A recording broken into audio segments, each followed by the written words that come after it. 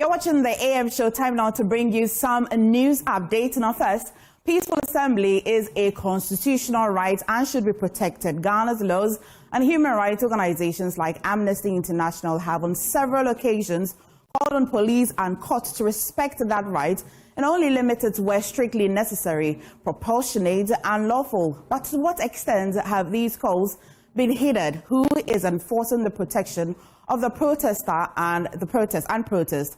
Watch excerpts of a latest hotline documentary airing today, Monday, very later on the show. Ghana police is breaking the law and denying us our right of simple movement.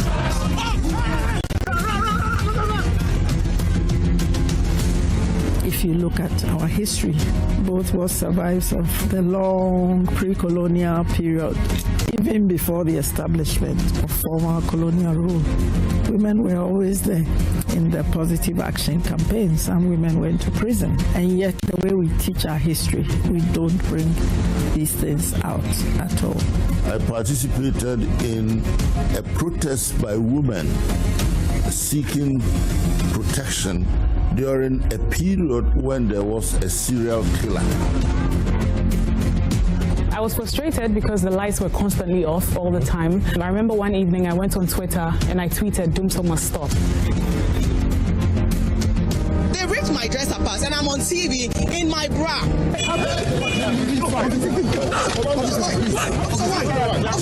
The position of the protester might one day become the norm.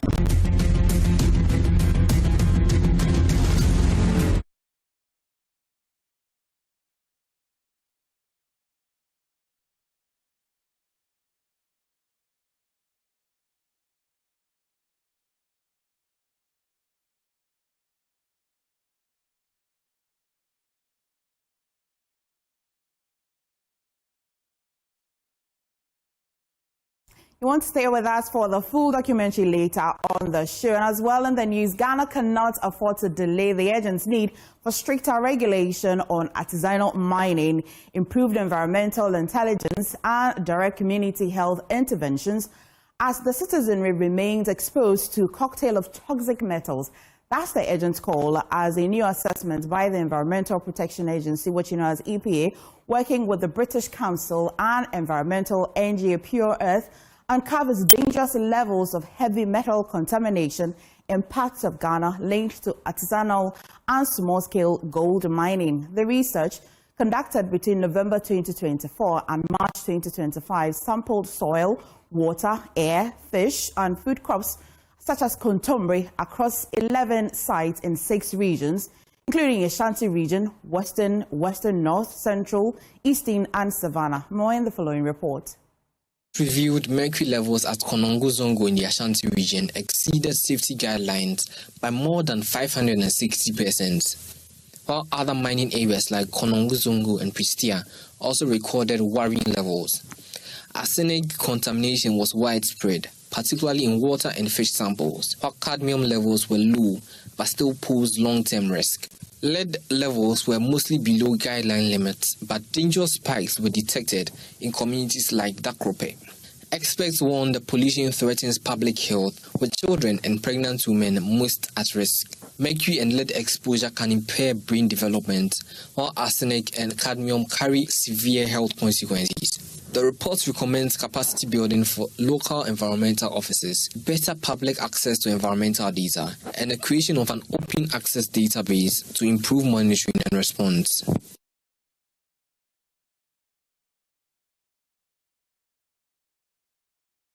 Now, still on illegal mining, a few meters from the Kwanyako treatment plant, the Ayensu River that once supplied clean water to thousands now flows thick, brown, the visible scars of Galamsey.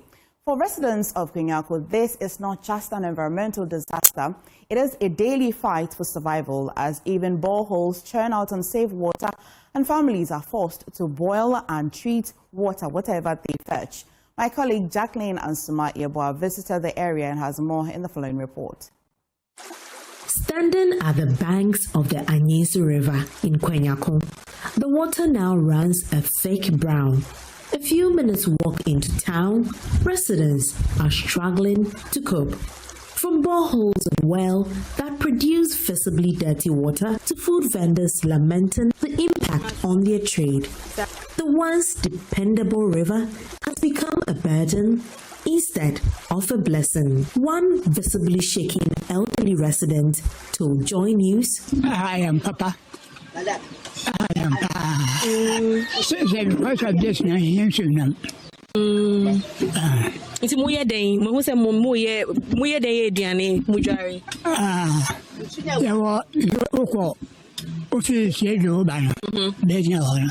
Samson is a why that muscle? The whole central. One on Samsi. And empty from one papa. We once drank this water, but today we cannot even bathe with it. We vote for leaders, yet they do not act in our best interest. Both sides. Everything we have. Hey, look. Another resident preparing to bathe with water from a well explains she has no choice but to boil and treat the brownish water with alum before use. So yeah, and yes, I and so we are yesterday bibia even though yanom. But you see the moabim to so to see the end. Yes, by on shamayan. No so no. More munja was galam stay for a most sense. And so now one and so Ebula. Tibula and a chronic color name for Bula na sister yes sir. Isi so nyamiadom mampoko abedom yam boho tu e wa ha na yes ye di dware de bibia wa bula na mo sai samon bula na nua we mi ko dware te me be nua. So that is it over there. You can take a closer look. That is so she's going to bath. She has to boil it before. Yes, that is from the borehole. She has to boil it before. So every day you have to boil it before. Yes.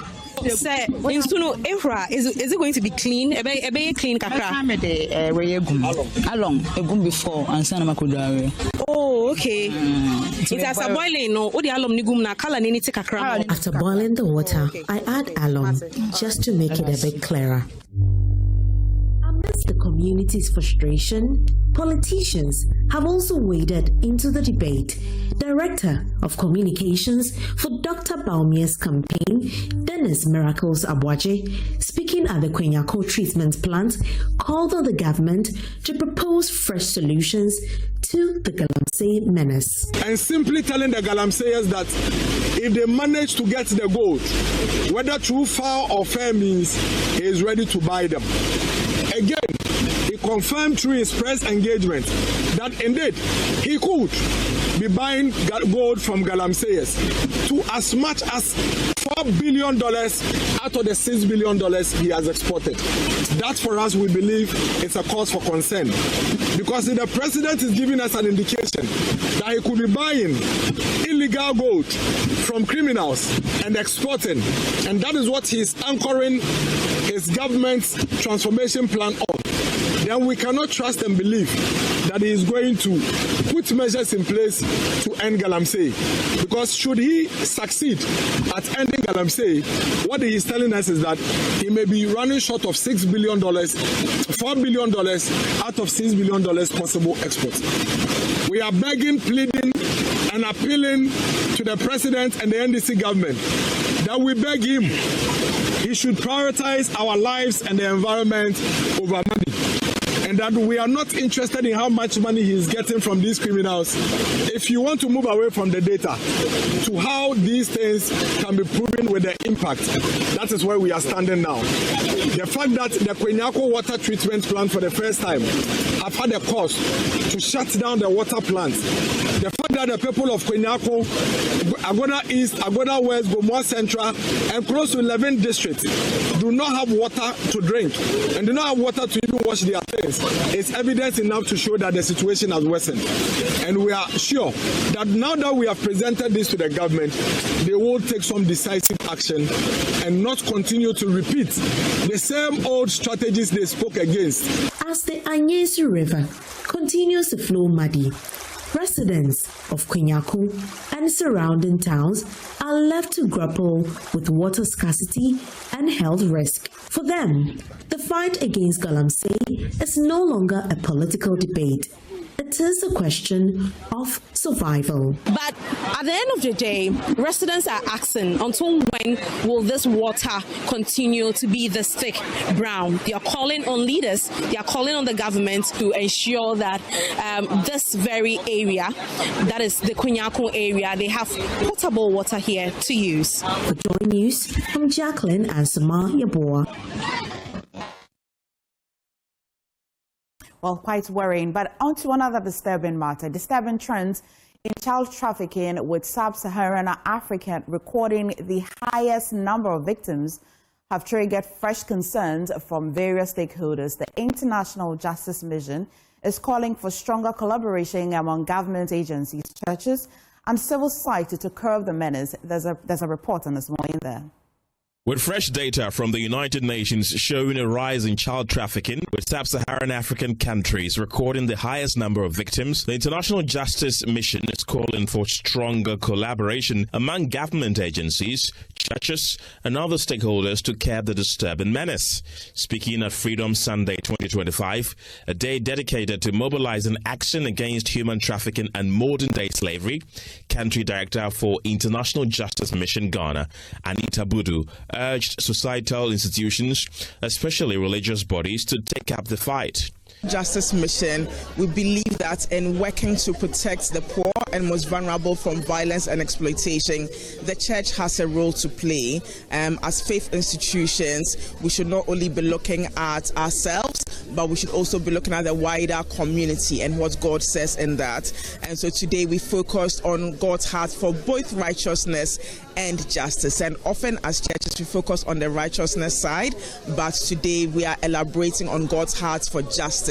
And what this means is that God is moved by people who are being exploited and abused, because this moves away from how he wanted us as human beings to be. And so this is really the call for the church, that in whichever way, shape or form, that we look in our communities to be able to do what we can to restore this dignity to the most vulnerable in our communities wherever we are.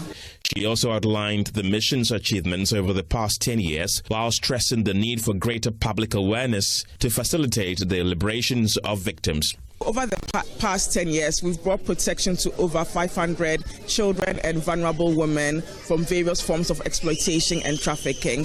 But further to that, aside from that number, our work with our government partners have also ensured that there are systems in place to prevent children from being in that situation in the first place. Because in as much as you're removing children and vulnerable people from these situations, you want there to be a strengthened net, community of support, from social welfare, from the police, from community leaders especially, also to ensure that children don't go out into that situation in the first place. As the global campaign to end child trafficking gathers momentum, International Justice Mission says it is hopeful the menace can be defeated in the shortest possible time.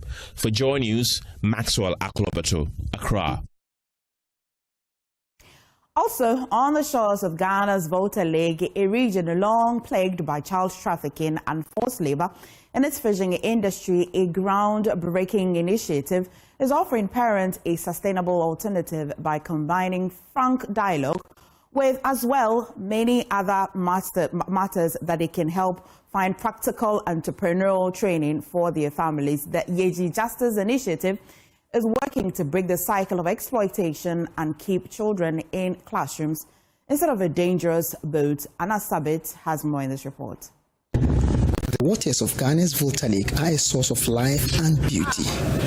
But for countless children here, this lake is also a place of lost childhoods, a backdrop for a cycle of exploitation and forced labor. But now, from the heart of one of the most affected communities, a wave of change is beginning to form. For the 6th consecutive year, Globe Serve Ministries International, through its Yeji Justice Initiative, is bringing its message directly to the source. This isn't a protest, it is a dialogue, and the goal is to confront the painful issue of child labor in the fishing industry by engaging the very people involved, the both masters and the vulnerable parents who feel they have no other choice. Reverend Samuel Jr. is the founder and general overseer of Globe Serve Ministries. We are here in Yeji, and you and I will know that Yeji is a bit along the water lake. There is this fishing communities that has practice that is not justifiable. Children are held captive. Children are being exploited. Children are not educated. Why? It's because of this fishing industry that is being found in the Yeji and its environs. So GlobeServe, with our partners, we are embarking on a journey to ensure that these children are given the right of life. They are given the best of life. And that is how their children are being able to educate, go to school, have education, so that they can become what the Lord has asked them to become. And that better way is practical. While the both masters were in dialogue, their wives were in empowerment training.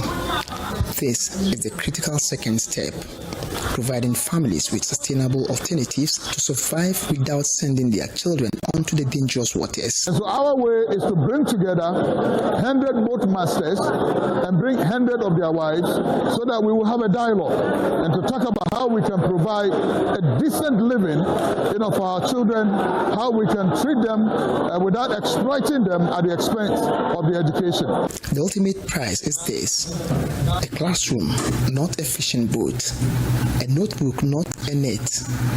The initiative is a holistic approach, challenging the conscience of the community while equipping it with the tools to break free from poverty. Reverend Junior admonished all leaders, traditional, church, and everyone to speak out in order to ignite a lasting justice movement. The political leaders is very simple. We have laws. Let's enforce the law. My advice to traditional authority, the chiefs and field mothers, they should make their stools be remembered that it is a stool that fights against injustice. Some of these beneficiaries who received entrepreneurial trainings to help empower them thanked the ministry for the lifeline and the wake-up call and promised to stay away from engaging their wars in the fishing trade.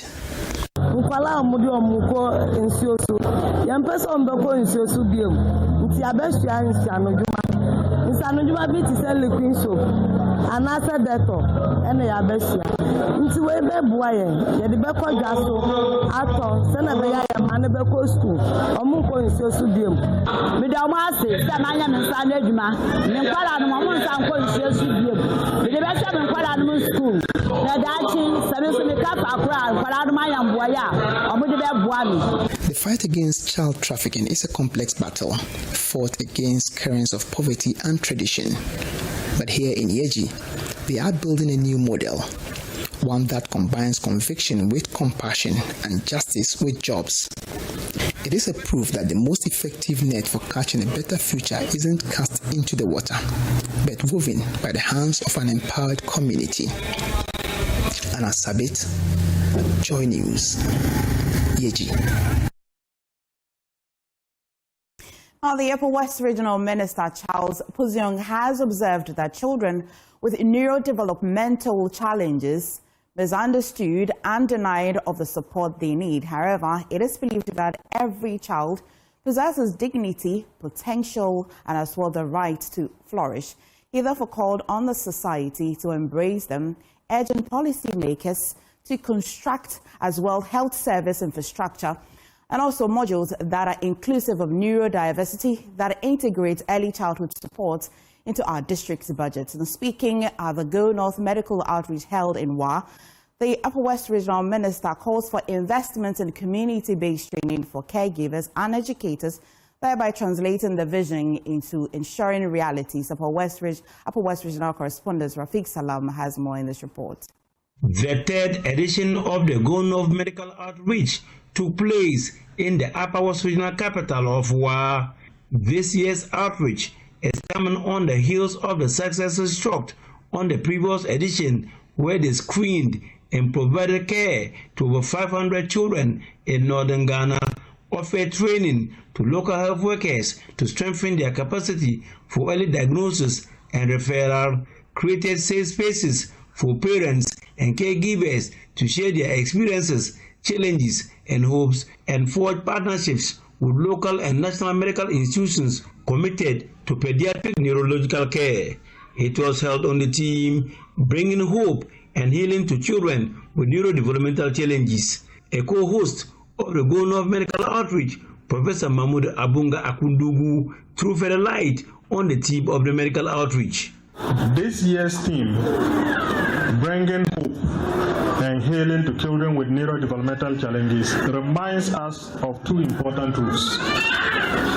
That every child matters.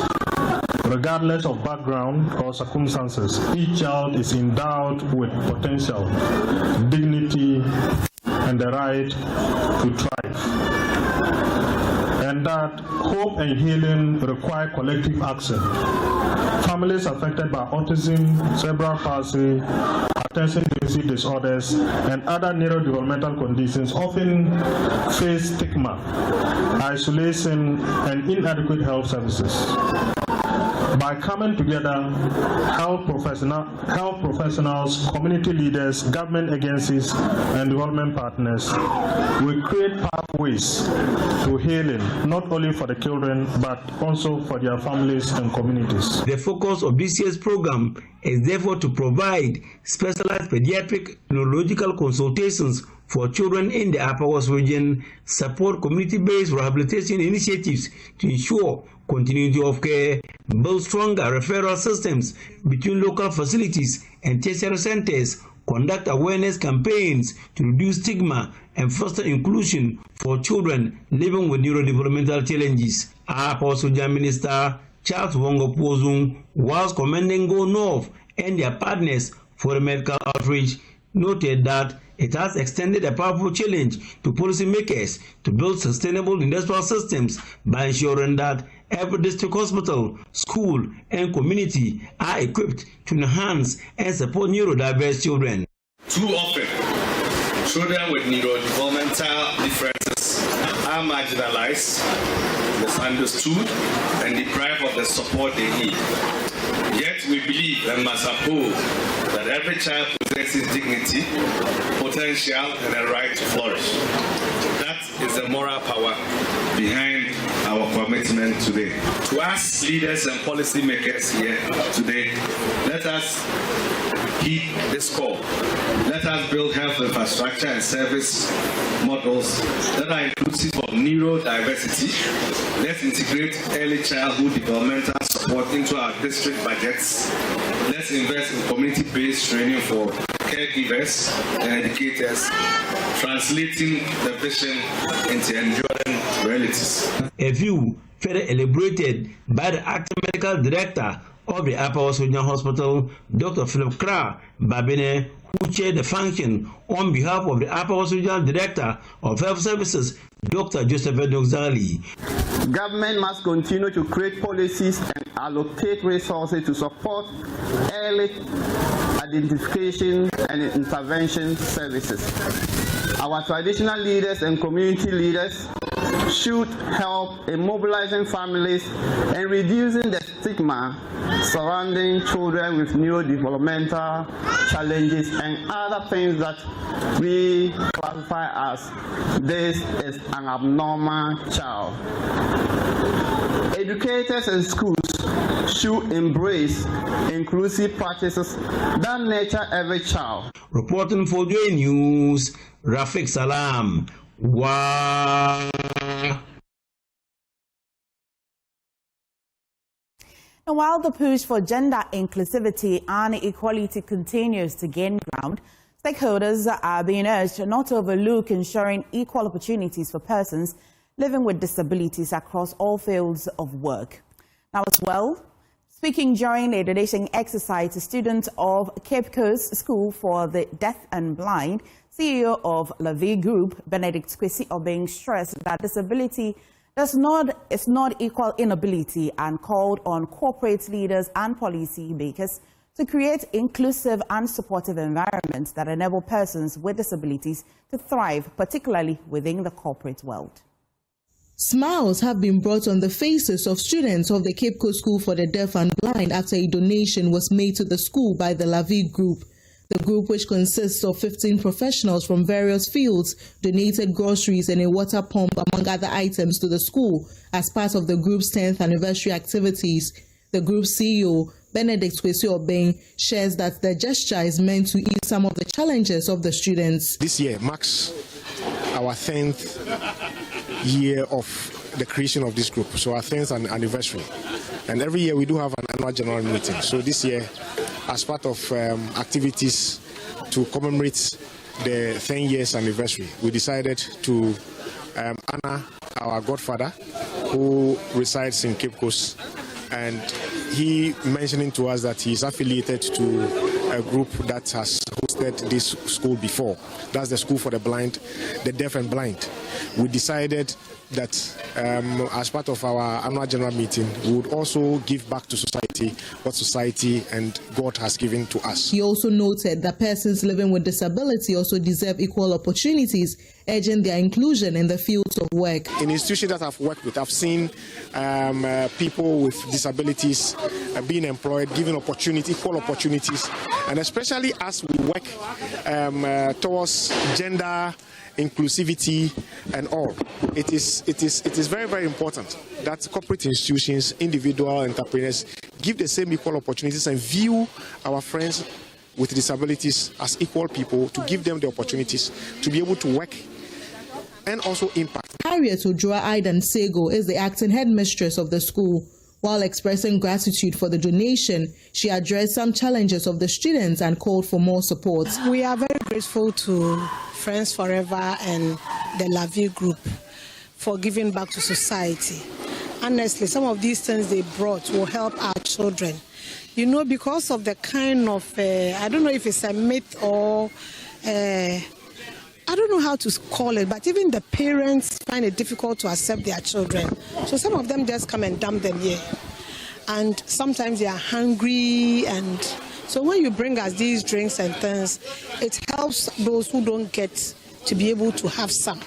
And we are very grateful for it because it reduces our burden around here. The food we give them, you can see that sometimes it's not as filling as you expect. So when you bring us donations of food and all, we are able to add it to whatever government provides. From Cape Coast, Abigail Nkrumah reports for Joy News.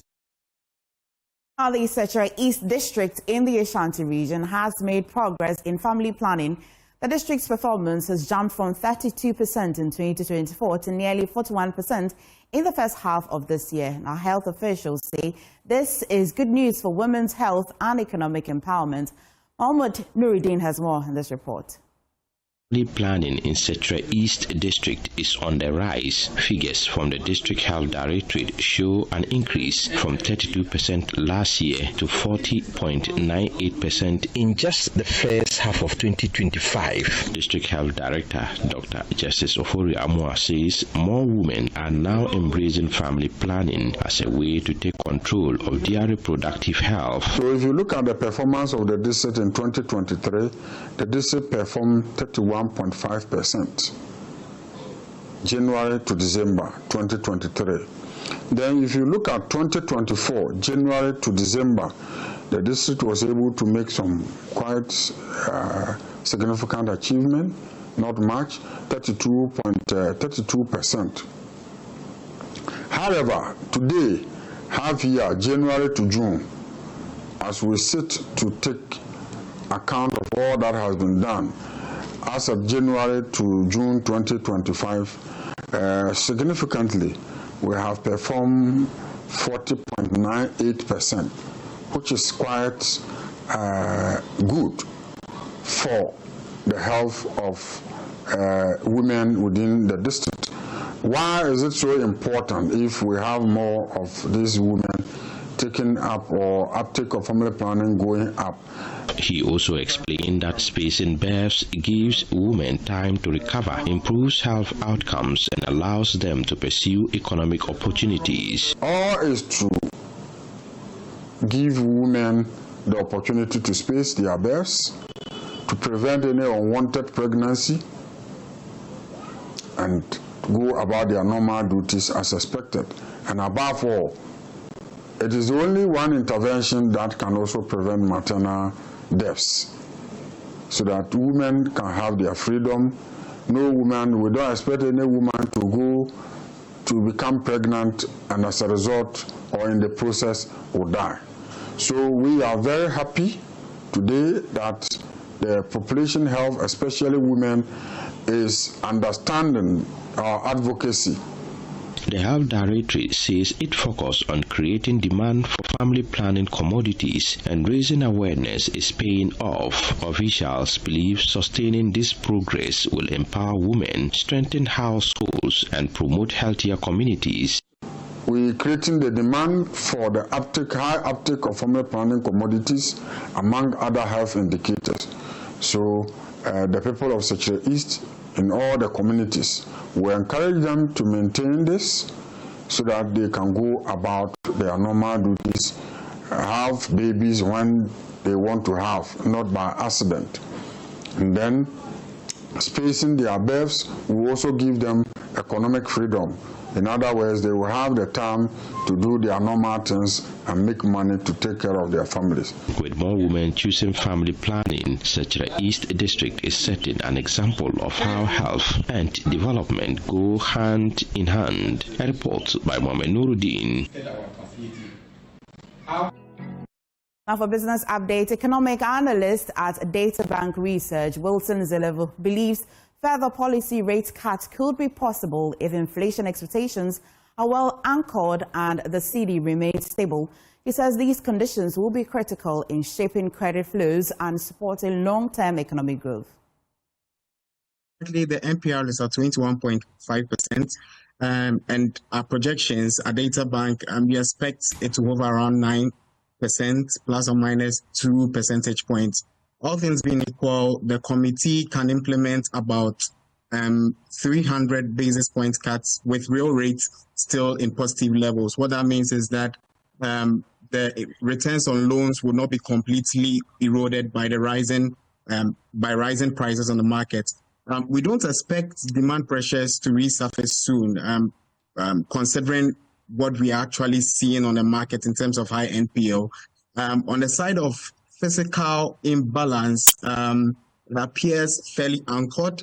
We've seen sharp declines in the risk-free rate, or should I say relatively risk-free rate, which obviously means less cost to government. And I think most importantly, what we should look out for is the cedi's performance. All things being equal, if that is well anchored, and the outlook on inflation or inflation expectation is well anchored, it gives room for further cuts to stimulate economic growth. Also in business, the Ministry of Trade, Agribusiness and Industry says it will transform all industrial parks in the country into specialized economic zones, according to the sector minister and board chair of the Ghana Free Zones Authority, Elizabeth Ofosu-Ejari.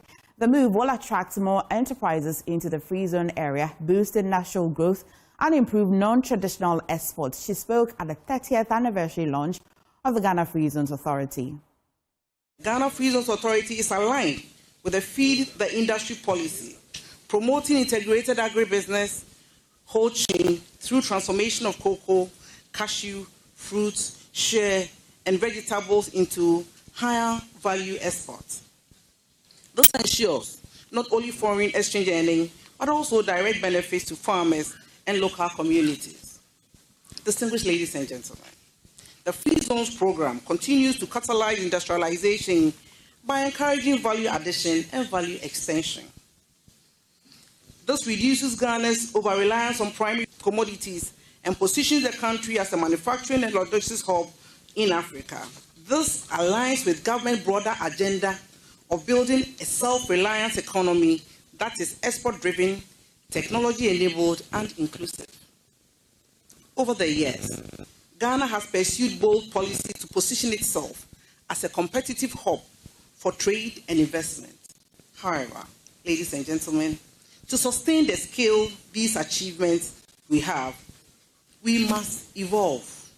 This is why my ministry is championing the transformation from export processing zones to specialized economic zones, which has become imperative to embrace a more modern, inclusive, and flexible model of industrial development.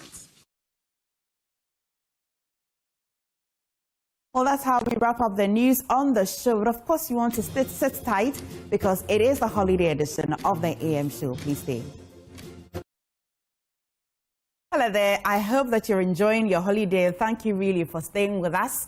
This is the AM show. Time now to review the news. And of course, today the biggest news is that we're celebrating Osajifo Dr. Kwame Nkrumah and the legacy he left behind. How was that even finding expression into our lives today, politically, economically, and every other thing that's related to it? But more importantly as well, there's so much happening in the news. Yesterday, you must have seen that there was a vigil ahead of a major protest today. And it's all because of one big conversation, Galamsey.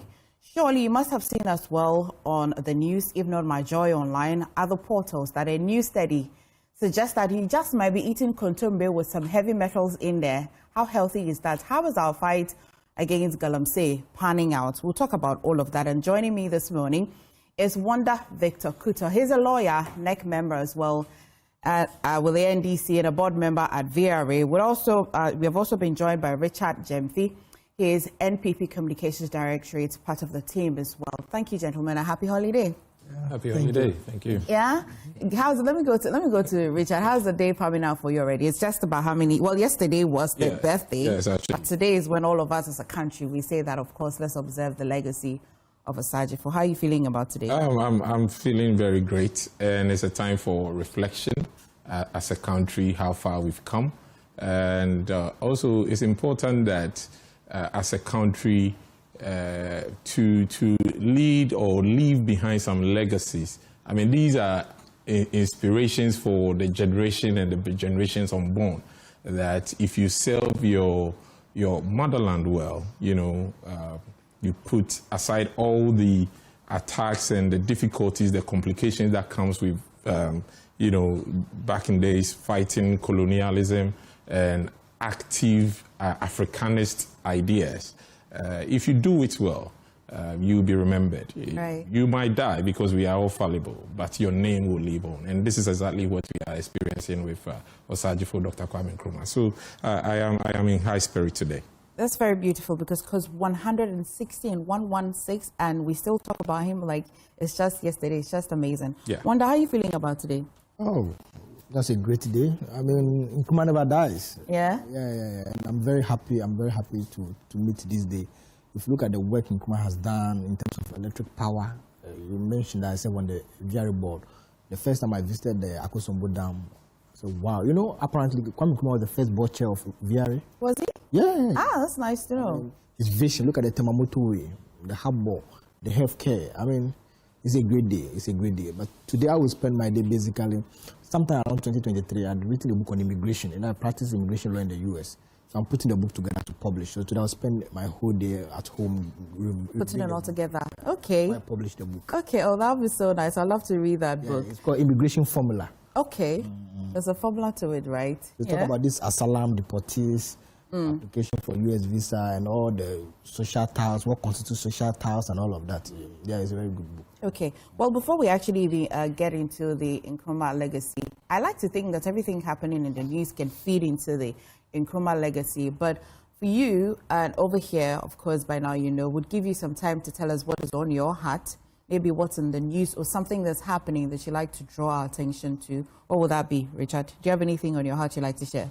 Well, I mean, the topical issue today is all about Galamsey. Before I zoom in, I think I must commend how you are looking today. Oh, thank you. You're looking very beautiful. Thank you. Yes. So I will say good morning to your cherished listeners and viewers.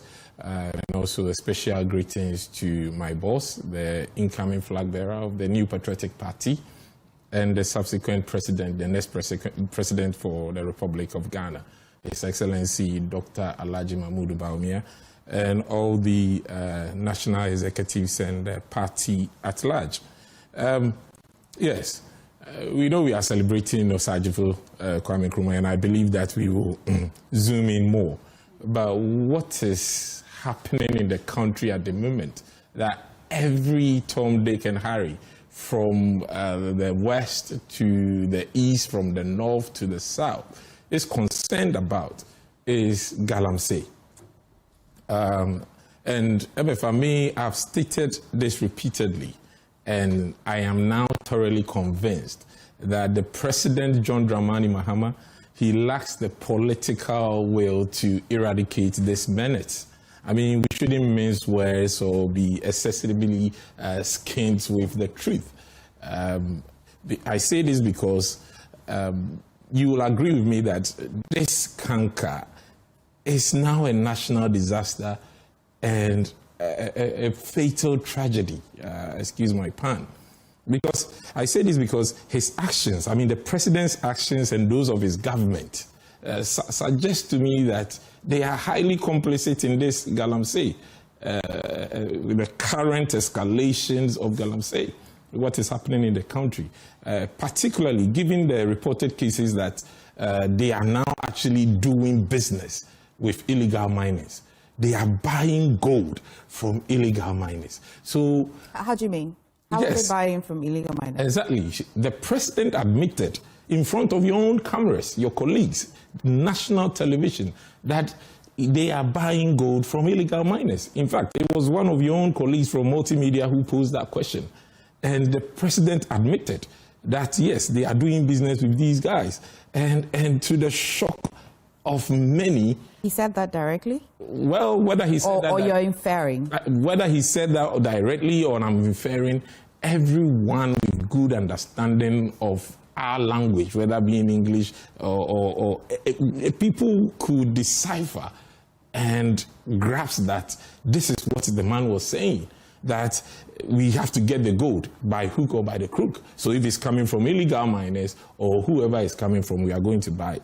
And I ask myself, what must it take before the president acts? Nobody put a gun to NDC and President Mahama's head when they signed that pact with Ghanaians, that within 120 days they were going to do 26 bullets that they gave us. Bullet 19 is to ban all illegal or small-scale mining. You can check. There are 120 days contract that they signed with us. Normally, if you want to rule or you want to win power, you come up with your manifesto. This guy, this time, because of desperation, they move a step further, gave us 120 days plan that they are going to see that this is going to materialize if we believe in them and give them power. Point 19, that within 120 days, they were going to ban all sort of mining, small-scale mining. Today, 22nd September, how many days? 258 days. The president, is he asleep? What is happening? Your own colleague, sometimes when I read his social media updates, it feels like I'm reading Lamentations in the Bible. It's so sad. So back to my point, what must it take before the president will act?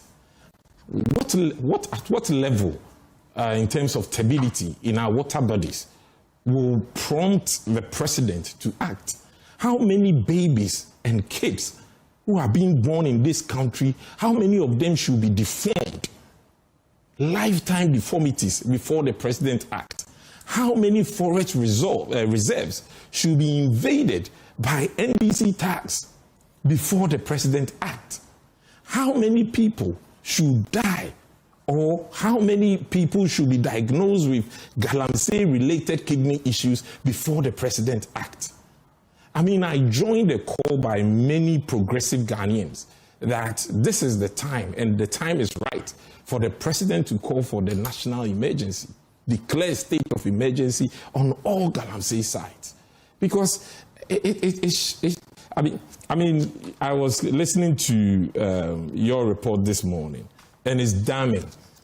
I don't know whether MFI, you've come across the Pure Earth study that was released yesterday. Yes, they did in collaboration with EPA. It's so sad and difficult to explain, because if we are not careful, our generation will be marked as the worst Ghanaian generation ever. I say this because we are living like there is no tomorrow. we are basically decapitating the future generation of this country. How? That today, if my grandmother in Konongo buys contumely for ampesi, you know, that's my favorite. Yam and contumely with, you know, hot oil. Share the same palate with my producer, Kingsley. Oh, fantastic guy. So now, if you are eating contumely, you are really consuming lead or mercury. I mean, the report, I took my time to write few bits because it just came yesterday. And they did this in collaboration with the EPA. Yeah. And it's sad. They cited fish as well. So if you harvested fish from any of those waters as well, you're likely to be eating contaminated fish, contumely as well. But I'm from Ashanti region. Let me finish this. Okay. They are saying that Konongo Zongo, and there's one guy I like about everybody when you talk about Konongo Zongo, you know that's where Black Sheriff is coming from. The mercury levels in that soil is now 1,342 parts per million. What this means is that we are over 130 times above the normal level. And the president is looking on. Did this happen just in 8 months? It didn't happen in 8 months. But everything, every evidence points to the fact that it has escalated. Now, one of your own cabinet ministers just a few months ago told us that when it comes to the fight of Galamsey, the buck stops with the president. He is the only person with the executive power to stop Galamsey if he has the political will. And if he actually does, he will stop it, or he can stop Galamsey within a week. It's been 9 months now. What is happening?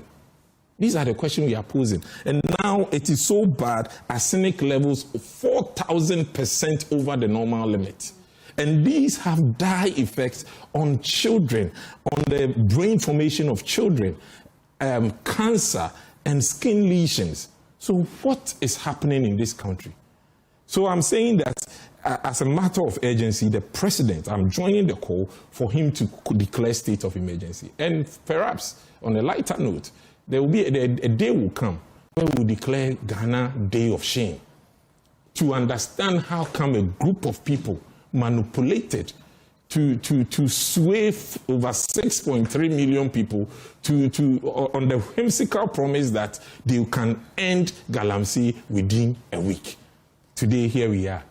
We are known as the worst generation ever to live because we do not care about tomorrow. We are only interested in what we do today. Go to our win. The president has been petitioned by the traditional rulers that the kingpin of Galamsey is their own MP, an NDC member.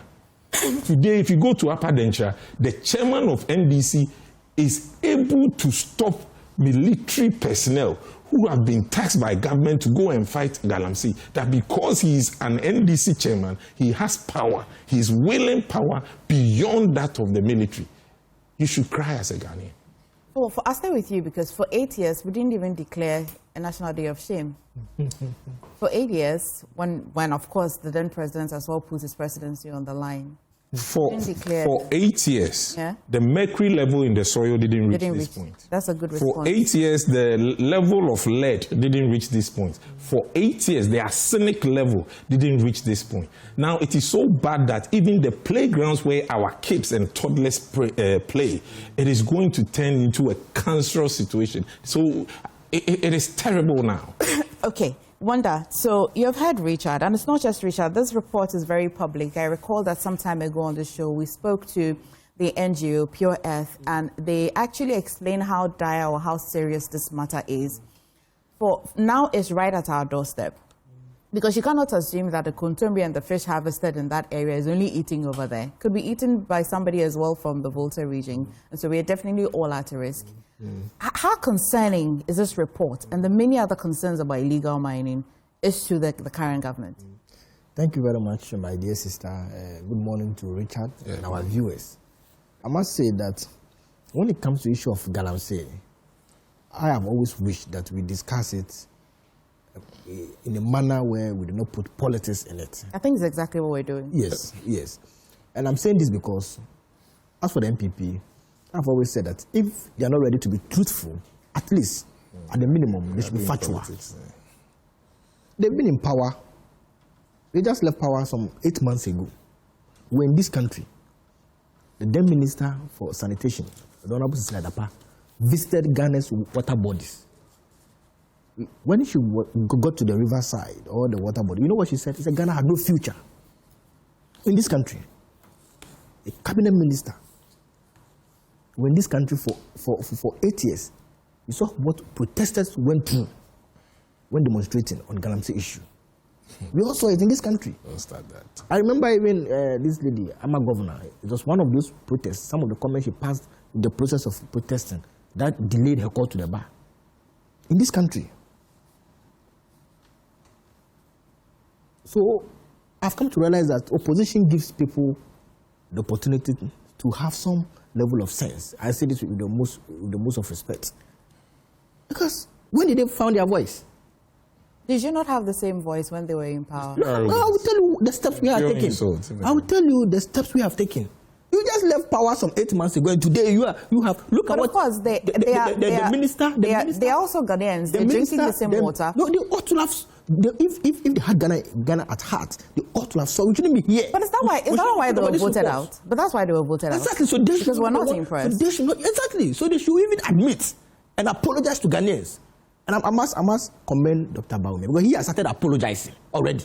And I will also apologize today. I will also apologize today. So we are accepting apology. That is the reason why you voted us out. Exactly. So we are accepting apology. So don't start with this arrogant posture of trying to subtly insult Ghanaians. So what does the apology do? Does it solve the matter? Does it reduce I'm happy they are apologizing. All these people, they have no credibility. We are solving the problem. Look, as you speak now, you need license. Okay, you take the NPP out. Wanda, take the NPP out. Speak to me. I'm a Ghanaian. I drink the water. I eat that fish. I'm happy. I mean, he has admitted that they couldn't manage Galamsey well. Yeah, that is why we are in opposition. Manage it. Easy. That's why they were voted out. That's what I'm saying. So let's stick to your promise. You could solve it in a week. My brother, I'm happy that he has admitted that they were incompetent in managing Galamsey. That is enough. Now, we are solving the problem. Now, today, you need a license before you can import excavator into this country. Stop lying. You need license. You cannot just bring excavator into this country.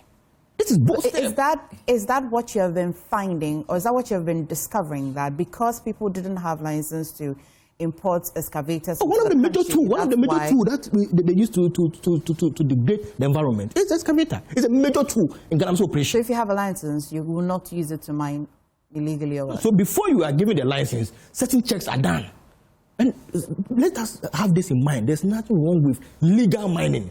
It is the illegal mining that we are against. We must separate the two. Because as part of our natural resource in this country, it's gold. So there's nothing wrong for legal mining. It is the illegal mining. Let us drive this narrative well. It is the illegal mining that we have a problem with. And before you bring excavator, before you are given the license, the necessary checks will have been done. And that's a major step. Look, a sudden call that there should be state of emergency. State of emergency will only come in if all other means have failed. And we are on track to solving this problem. We're on track. Take me on that track. Let's go. The launch of the Blue Water Guard. Exactly. Look. I don't want to remind Ghanaians of what happened on August 6th. We lost 2 cabinet ministers. You know what they were going to do? They were going on activity related to the fight with Galamsey. This government is actually committed to the fight against Galamsey. I have just told you. And as we sit here today, the report that we had referenced, when the report comes, we must look at the context in which the report was done. Okay. You see, the accumulated effects. Today, if you look at most government CEOs who go to Parliament to respond to issues at the Public Account Committee, they are reporting to things that happened the previous year.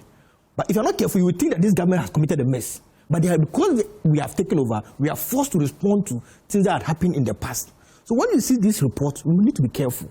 Between the time that mechanisms or vehicles like the Blue Water Guards were launched, that's right. Are you able to give me some measurable results? Are you able to because no, it's early this year to quantify the. No, but if people are mining, if you tell them to stop, you can see. Except the water will not go back to its clear nature immediately. But if people are mining and the Blue Water Guards are working, you can see that is very measurable. It's not inconspicuous, is it? Oh no, but if you look, there are some areas that illegal mining has virtually stopped. But like I said, there are other areas that legal mining is continued. I mean, we need to separate the two. We need to separate the two. People keep, unless of course we are saying that there should not be any mining in this country. I don't think that's what we're saying. Exactly. So there's legal mining ongoing and illegal mining has been stopped. I agree that not entirely, but we have taken the challenge and we are solving the problem. So, Richard, when I was saying that they're solving the problem, I mean, I feel that nostalgic feeling because it would be if it was just a year ago again, and I was sitting here and Wanda was at the other side, and you were here, you were in government, and then Wanda was in a position. I like to think it will be like this. More like no, I'm getting it wouldn't because that cap per se that we put politicians in, that because perhaps I'm in opposition, I'm supposed to oppose every decision made by government, or because I'm in power, I'm supposed to support everything that the government does. That is not the case. He started by saying that we shouldn't politicize this and just move seamlessly into attacking MPP. So it makes the whole argument.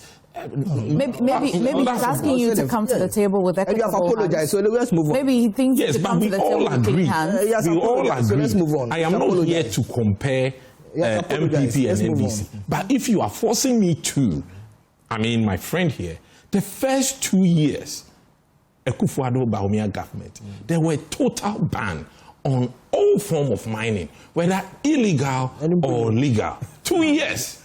Before the CSOs and the people in that sector actually petitioned the president for him to, overturn the decision that he made earlier. You were saying that our government... Did you say there was a ban? Yes. And yes, there was a ban. Did you see the outcome after last year? What are the outcomes? When Cecilia Dapa visited the water board, he said we had no future. But today, when Cecilia Dapa visited those... He said there was no future. Let me talk. When she visited... Let me talk. Professor Boat. Allow him. Let me talk. Allow him. When she visited those water bodies, based on what she said, was it a lie? He said? Was it a lie? What she said then, was it a lie? Today, we are witnessing far more deterioration. You are solving the problem. You are solving what? Today, people in Kwanyako, they cannot get water to drink, water to even bath, because they are now digging boreholes. And per this study that have come out, it's suggesting that even boreholes are going to be contaminated. Because the water that woman was just preparing to take a bath in that news report was also fetched from a borehole that still needed a boil. Yes, and added an alum to it. And you sit here to say that you are working on it. Not really politicizing this. Why do you think that you say, the government says that they're solving the problem, but there seems to be a one voice in this country saying that we're not seeing results? Walk me through again. Maybe you're doing it and we're not seeing it. Because I'm a news collector, I'm a journalist. How am I not able to measure, to tell the viewers today that you're really solving the problem? It's maybe 8 months, nearly 9 months into your regime. Walk me through. What have you been doing? No, MFR, first and foremost, I agree with you, the sentiment that you appear not to see instant results. Because nothing is happening. You understand? I do agree with you. And I could appreciate that because of the pain we've gone through, what this cancer has caused us. So it's quite understandable. And if you look at the issue of solving galamsey, if, for example, government bring a regulation that you ought to have certain documentation in order to import a major asset like excavator into the country, you will not see the immediate effect of that decision. But the effect of illegal mining is quite immediate. Do you not have immediate measures? Why are we using long-term measures to solve a problem that is existential? You had rightly mentioned the blue guards. You had rightly mentioned the blue guards. I remember the blue guards, but I'm unable to point out any results from the blue guards yet. If I can help you with the blue guards. There is an evidence, mounting evidence that even some of the blue water guards in Western region, In fact, they were so not doing anything that they had to be given order from above to direct traffic.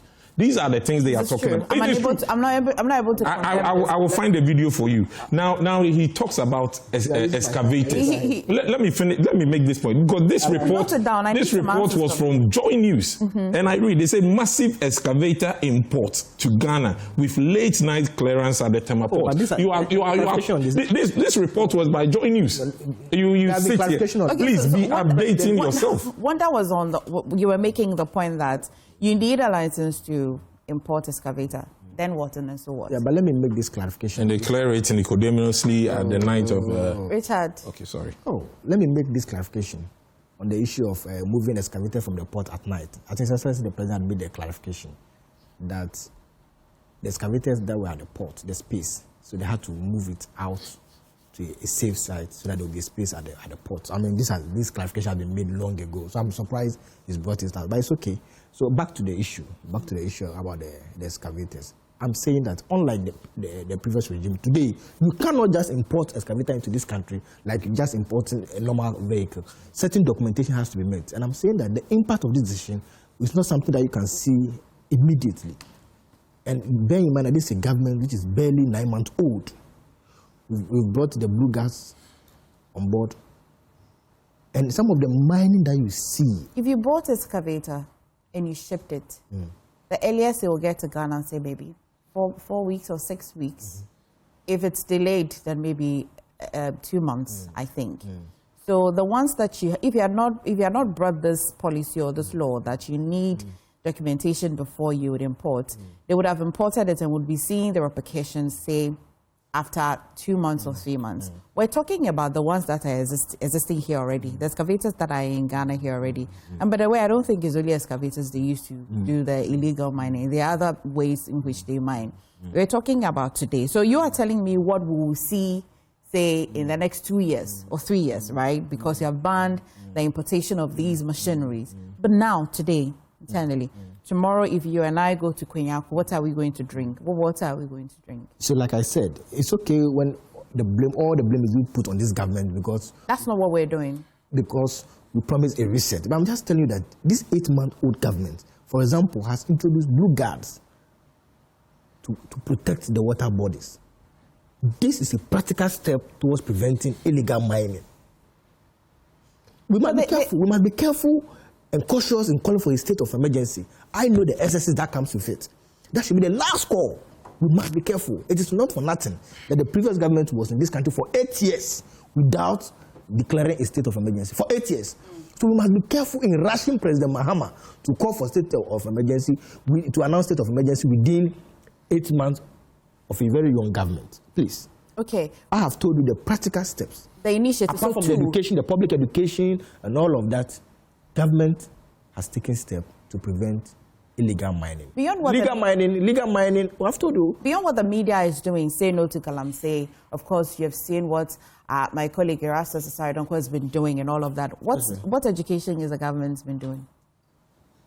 As I sit here. As you say. As I sit here, have I not spoken about the effect of the Galamsey and why illegal mining should not be done? And I'm not the only government official or government spokesperson talking about illegal mining. It's been across at the local level and all of that. But what I'm saying is that the core, because it is now clear that most people who are talking about the fight of Galamsey feel that we are at the point that there should be state of emergency. And I'm saying that should be the last call, particularly... What do you think is triggering that? I mean, you understand what it means when the government is calling for a state of emergency. What do you think is triggering that? Yes, because of the menace of Galamsey in the past last 8 years. So I understand that. I understand where that call is coming from. I understand that perfectly. You understand? But I'm saying that let's give this young government some time. You understand? We have shown good faith. I understand perfectly. I'm not blaming them. That is why we should allow them to protest. Because in the past, even protesting was a problem. Even protesting on Galamsey was a problem. We all saw it in this country. So I understand where that pain is coming from. Well, we had people that for the past 8 years, they couldn't do anything. But we have to move forward because they have apologized. The introduction of the blue water guards. Yes. Did the NPP not have a similar thing? Yes, we did. What did you call yours? I do not recollect at the moment. But I had a video to show you about the video is this? blue. Before you watch the video, blue water gas. If you can tell us how their gas. You don't remember the name of the gas. Wait. So this is the NDC blue water guard. MFA, you can have a look. Directing traffic. You can send it to your producer and then okay, so Kinsley, we'll figure out this. How do I know that they are the blue water guards? But they are there on the street. They introduce themselves as they have fully done blue water guard costume. He doesn't even remember the name of their on the street of in the Western region. Okay, now let me go to the call for a state of emergency. My brother is saying that it was worse 8 years for the past 8 years. That is why there was the call or the needed call for state of emergency. The growing outcry. We've all agreed today, and there's a clear, non-biased report and study which has been released yesterday that the menace is not plummeting. It's actually souring. It's getting worse and worse. So if I understand, if there was a call for a state of emergency in your era, we should as well use the If MPP were to be in this state, where the Galamsey menace has reached an all-time high, I'm telling you, MFA, I would have joined that call for the president to declare. Okay, now let me please wait. My final question on Galamsey, Richard. My final question, Galamsey, for Wanda is that Wanda, you say that it's too early for this government for us to see practical results. Are you able to tell me some good timelines that I can hold you accountable to? And I don't want the government is working at it. I want some practical. By December. By December this year. Yeah, by December. And like I said earlier, we have forgiven them. December this year, what will happen? You will see practical steps. You will see that even the color of our water will change. You have taken the steps already, so we'll see the results. Yes. Not steps, not new steps. No. You see the results. See the results by December. And I'm telling you that we will be factual with the people of Ghana. We admit that we came and met a very bad state in terms of the river state and all of that. We admit. We are not even surprised because Professor Watson has told us all of this when he wrote his report on the mining. Professor Honorable Cecilia Dapa told us when he visited the water bodies that Ghana had no future. So we knew what we were coming to face. So December? Yes, by December. And all the water bodies to be clean? Not all, but as much as possible. Not all. Not all. I need to be factual with you, but about 80%. You say 80%. You want timeline? Yes, 80%. Okay. Not all. I will not sit here and lie. 80%. And let me also say one thing.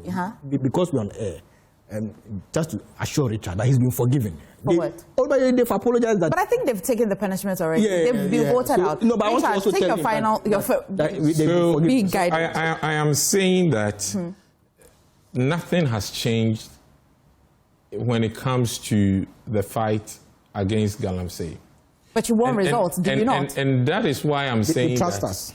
When Okujeto Ablaka was calling for a state of emergency, it wasn't the exact scenario.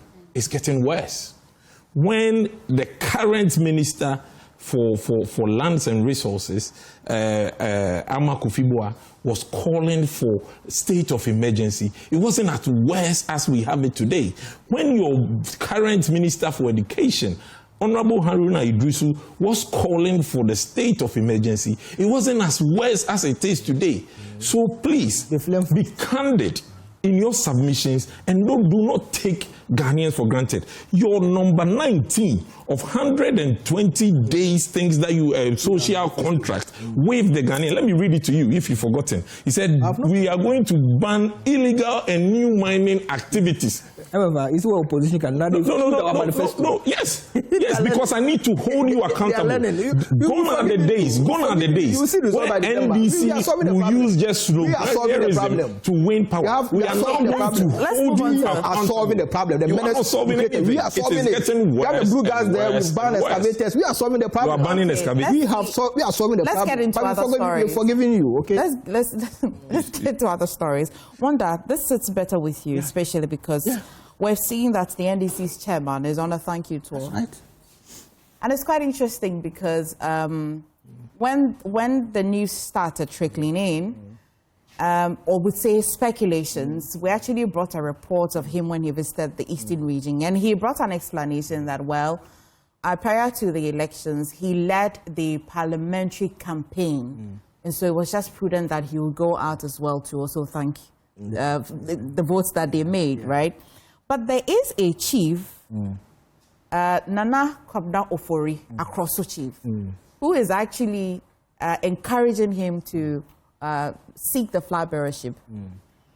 And we also actually was wondering if it's a thank you tour and then the party's already gone for a thank you tour led by the president, then is it the party that is funding it? We thought to engage Sami Jainfi, the communications director. He said that he would be surprised if it's the party that is funding the thank you tour. How is all of this sitting with you? Yeah, thank you very much. As Ghanaians, we have some traits or some certain values that are part of our culture. If you were to travel out and you ask people what they think about Ghanaians, they'll say that we are hospitable, we are very respectful, and one of the key values Ghanaians we have is the sense of gratitude. It's part of us. So ordinarily, this shouldn't be an issue. I was part of the National Executive Committee that took a decision that the campaign that we will have, I'm talking about the 2024 campaign, will be multifaceted. Different approach, where you have the flag bearer on its own, the running mate moving, the national chairman moving, when the general secretary will be coordinating the campaign. Of course, I will not sit here and come out with all the strategies and how we funded our campaign. I won't do that because there will be different elections going forward. Now, implicit in that arrangement is what the national chairman told people when he went on the grounds. Luckily, I joined the national chairman official team in the Asante region. I remember when we went to Asawase and Asokwa, the national chairman promised them that he's pleading with them if they should vote for President Mahama and our parliamentary candidates. Even if the parliamentary candidate doesn't win the seat and he gets an appreciable vote, and President Mahama also gets major votes to add up to the national vote to win the presidency, he will be back to thank them. I'm quoting, he said it clear. He promised them. And we say, Ghanaians, we don't forget our promises. Ghanaians, we don't forget our promises. If somebody promises you and the person fails, you will definitely take the person on. So national chairman, having embarked and led a campaign, and again, let me repeat, these particular campaigns that we did was different than the 2016 and to a large extent the 2020 campaign. The 2016 campaign, we were having rallies where we bus people to the regional capitals. You see a lot of people. So when the president is speaking, you see the national chairman, the general secretary, everybody. But this time it was different because we knew that if we move on that tangent, we would struggle because the NPP had the resources. So the national chairman had to move to the communities. He never went to any regional capital or any constituency capital, district capital. He moved to some communities in order to avoid busing people and we have to give them money for transport. So in those meetings, he promised them that he will be back to thank them. So yes, the president, who is the leader of the party and government, is focused on the governance, quickly did the regional thank you tour. He went to the regions. So for example, the president went to Ho to thank the people of Votarage. He never came to Awon, my constituency, to thank us. But we took it as once he had come to the capital, that's it. We appreciate. But the national chairman went to the communities. So if he decides to go there to thank them, there's nothing wrong. So this is a party. This is an agreement by the party. This is an instruction by the party. It's implicit because we had agreed on how campaigning will be done in 2024, and in the process of his campaign, he made certain commitments.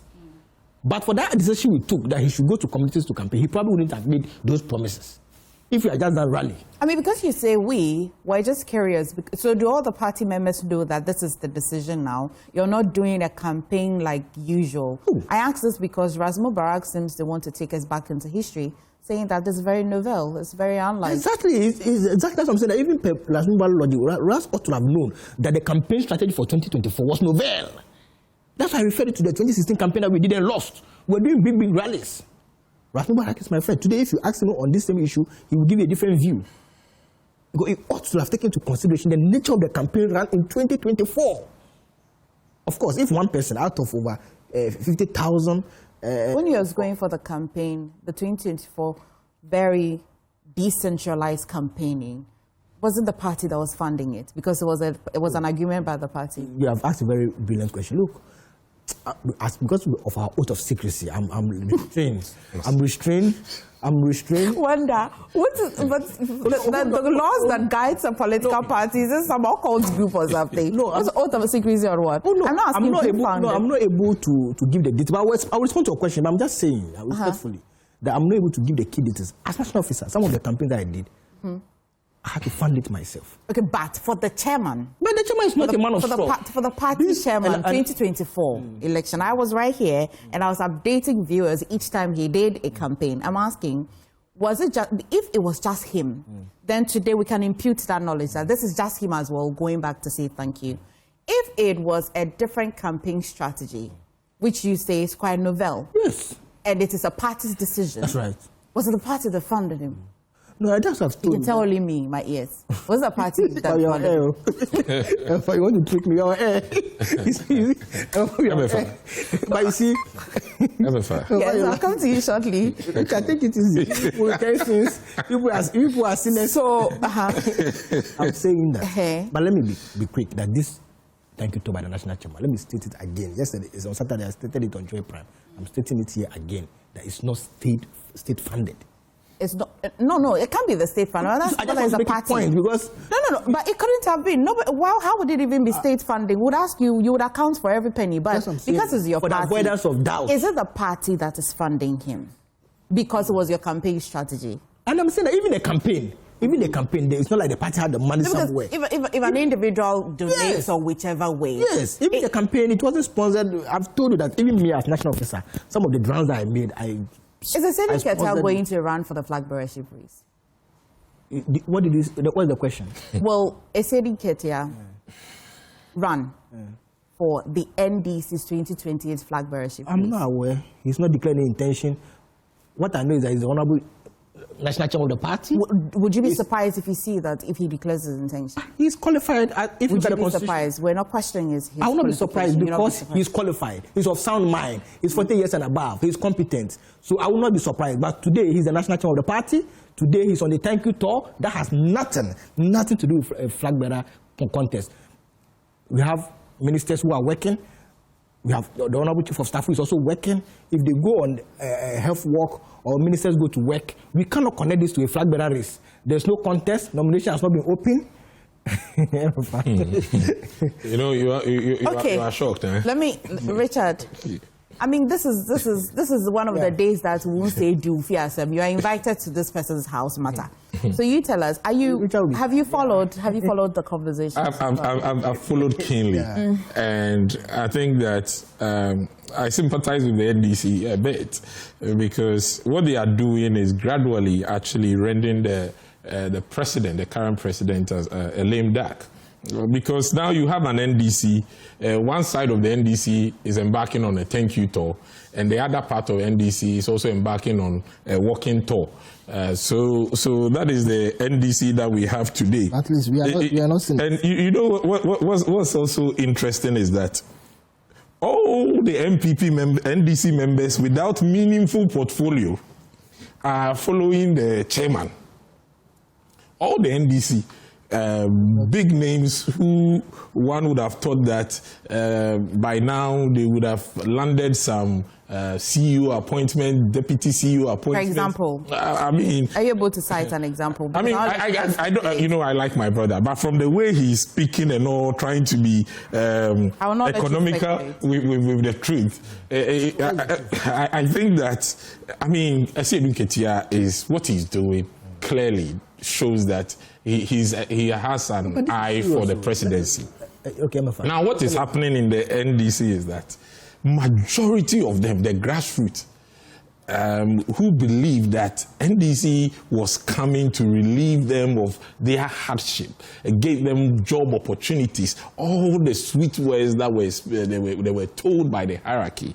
Now they are living the real life, and now they know that's a small section. Sorry to cut in, but I cannot reconcile what you're saying with the promises that the then flag bearer made. Says that he's going to run a lean government. So where were they going to be? No, which promises are so running a lean government, that's the executive. But there are a lot of other opportunities that when your government is in power, you enjoy. And that is how come that a small section of the people in NDC government enjoying every Saturday after taking all the goodies and, you know, increasing their calories, they decide to go on a walk with one of their preferred candidates. And those still wallowing and living like they were in opposition are now following the party man. So I am advising them, because we've been through that before as MPP. Have you? If you do not curtail this. Advising us. Yes, I'm advising you. If you do not curtail this and make sure that the cake is evenly shared, my brother, it's cake sharing. Our wish will come true. We're sharing cake. No, I'm telling you, our wish will come true.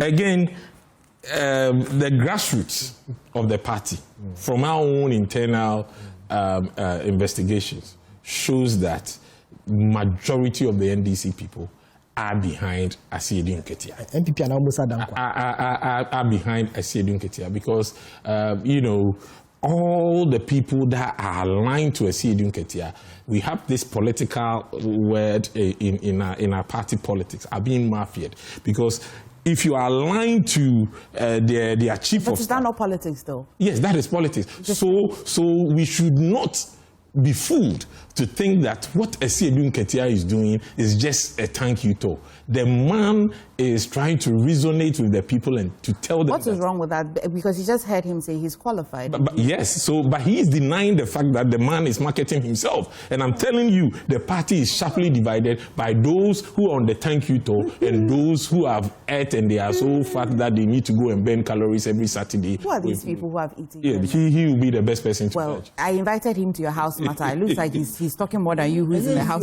Okay, Wanda, in a few minutes we may be ending this part of the conversation, but do you have a few things you want to respond? Oh, just to acknowledge, that we thank him for his advice to the party. But they should just focus on their primaries. They have a lot of sinners. They say, Bamian sin is it 10 or 8? Bamian has no sin. Okay, both of you tell me some of the things in your... So for the NDC, you're in government. What are some of the things you're doing now that you think is mirroring the aspirations of, or the aspirations and legacies of Dr. Kwame Nkrumah? What are some of the things? Yeah, one, the no fish stress policy. Look, Dr. Kwame Nkrumah got free primary and secondary education. You see this unity that you see in this country is because of the boarding house system that we got. The mixture, where somebody can move from Volta and go to school in the north. Somebody from the north can go to school in the Asante region. Someone from the Asante region can go to school in the western region. This idea alone, by Kwame Nkrumah, has brought this unity into this country. The free education that Kwame Nkrumah introduced. Today, if you want to go to any tertiary institution, your first year fees is free. You must give credit to the NPP then. You must give credit to the NPP then. If you are talking about tertiary and education, which was one of the pillars of Dr. Kwame Nkrumah, then at least the free SHS. If you followed me, even in the position, I'd give some credit to the NPP for the free SHS. Okay. Although I said that there was room for improvement, because if you look at the IMF report, it said that the free SHS has reduced quality of education. It's there. But I give them credit that the thought of it alone was enough, even though there were SSs and all of that. So no two ways about it. So you would say that's and we have taken education. Yes, and we have, and you know when we campaign, they say when we'll cancel it. You see that happened, has shown that it was just a propaganda. We have not cancelled free SHS. We've even tightened it. The Honorable Aruna Idiso has made it much more stronger. And we've even introduced a free entry into the tertiary system. And not only tertiary, not just universities. Not just universities. The training colleges, the polytechnics. If you are going today, free. Okay. Now, the National Apprentice Program. Okay. Over 21 billion Ghana cedis has been just 30 seconds to add to that. Yeah, the National Apprentice Program. Then the Ijumaura Program. And the National Entrepreneur Innovation Program, NEIP. A lot of resources gone there. And this is what Nkrumah was talking about. Investing in people, innovation and all of that. Today, we are exporting power. And that is what Nkrumah did. By bringing Akosombo down. Today, there's no doom so. We are exporting power. The Honorable Energy Minister is ensure discipline within the energy space. You understand? So basically, this government is committed. You see, in order to, as we prepare to introduce the National Women's Bank, over 21 million Ghana cedis was paid to save the National Investment Bank. Since we came, no bank has collapsed. No bank has collapsed. This is a government that is focused. This is a government that is working. So this government is more of Nkrumah. Well, what are some of the ideologies that is finding expressions in Osagyefo's legacy? Well, from our tradition, we are supposed to be a center-right party. Nkrumah was a socialist. But if you delve into the policies that these two parties have actually rolled out whenever they are in power, one will be confused that which party is actually a socialist. Because all the things that he is saying, the no-fee, stress-fee policy, to me, is a hoax. It is never true. It is never true that your first-year fee is paid fully by this government. And I stand, you can challenge me. What they are doing is that they are paying up to 2,000 cedis. And you can check and fact-check me when I leave here. Is that a plus? No, you are saying that the admission fees are being paid through this policy. And I'm telling you, so they're paying some, not all. Not all. And even if there is an anecdotal check, nearly 30% of the 30 to 40% students are yet to even receive this. The government has actually expressed and appreciated the Okay, so let's put it on record that they are not paying all admission fees for first-year students. What are you paying all? It's false.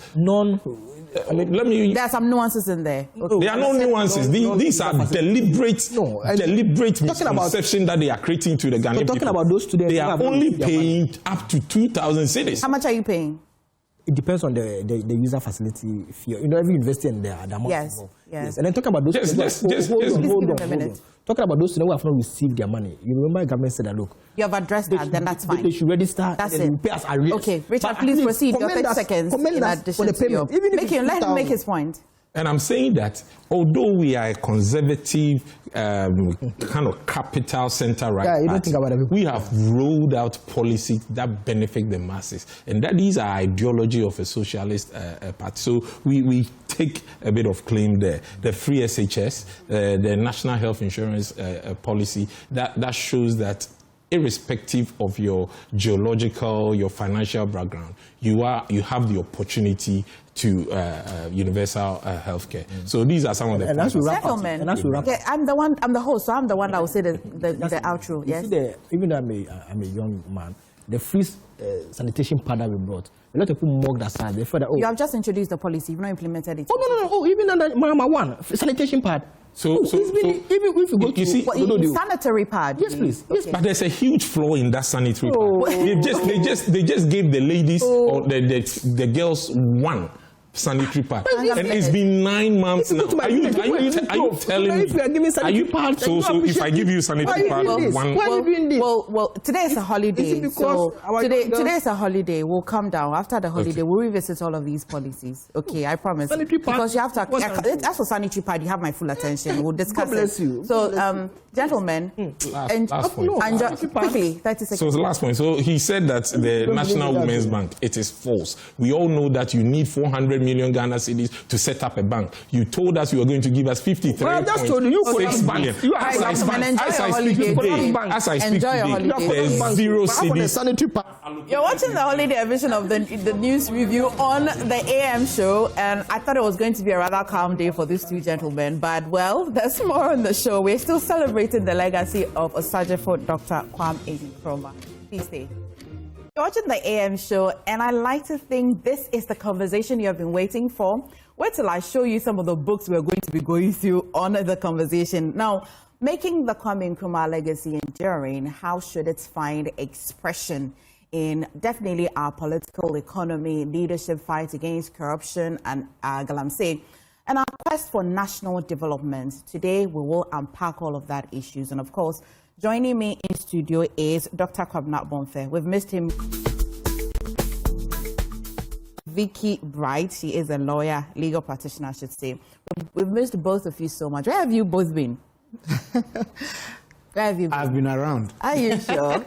My sister has been traveling. I've been traveling. All right, welcome back. Welcome back. It's a holiday today. We're excited. We're happy that we managed to get Doc to put on his polo top and come into the studio today. Yes. But, Doc, the books will be.